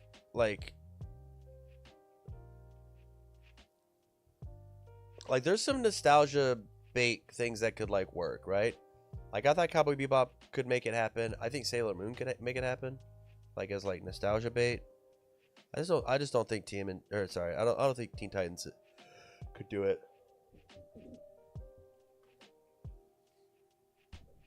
I mean, with the Street Fighter 6 roster, you could squeeze in Terry and Mai from KOF. No, you cannot. Buy the shirt and play retro. That's where King of Fighters belongs. Buy the shirt and grab characters you can only play in a dead format. Shogun, how dare you? How dare you even suggest bringing King of Fighters to standard? You're out of your goddamn mind.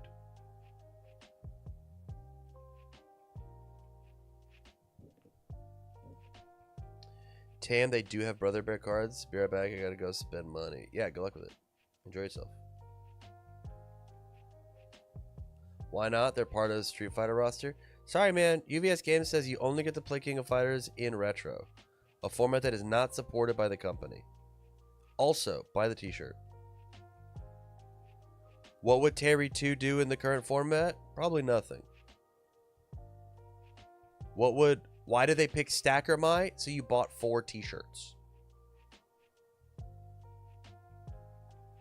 Buy a t-shirt. Go play the unsupported format. I don't make the rules. I'm just here to bootlick UVS Games. It's not that deep.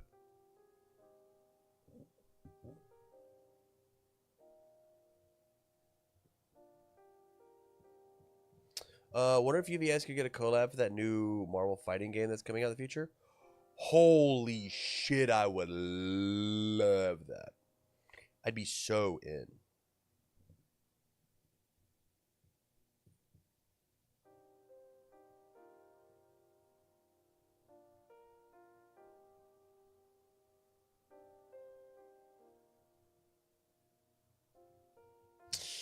All right, chat.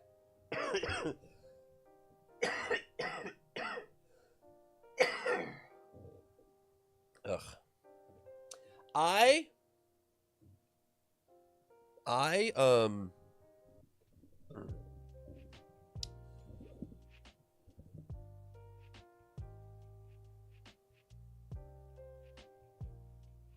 I've been live for an extra 31 minutes longer than I expected to. So I do think that I'm going to I am gonna bounce. I'm gonna leave you. So with that, thank you all for hanging out. Tomorrow, I think my plan is If you're telling me I get to play Doctor Doom, is telling me I'm going bankrupt. I would love that, man. I would love to. I would love to bankrupt you for universes. Tomorrow I think we're gonna do some turtles. Some turtles deep dives. I need to look at all the cards and make some fat YouTube videos off of them. Thank you all for hanging out tonight. I do appreciate it. Good 3-hour stream, 3.5-hour stream. But with that, I do wish you a well swell night. Let me go for a raid over on Twitch. See if there's anybody up and live that I could send over to somebody.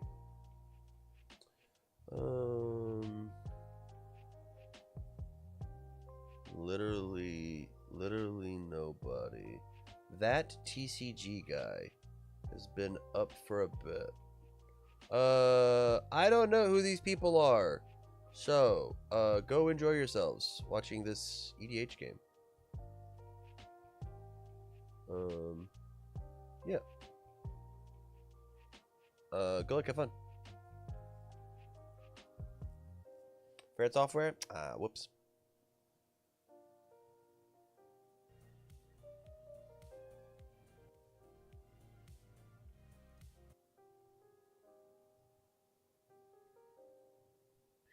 Goodbye, everybody.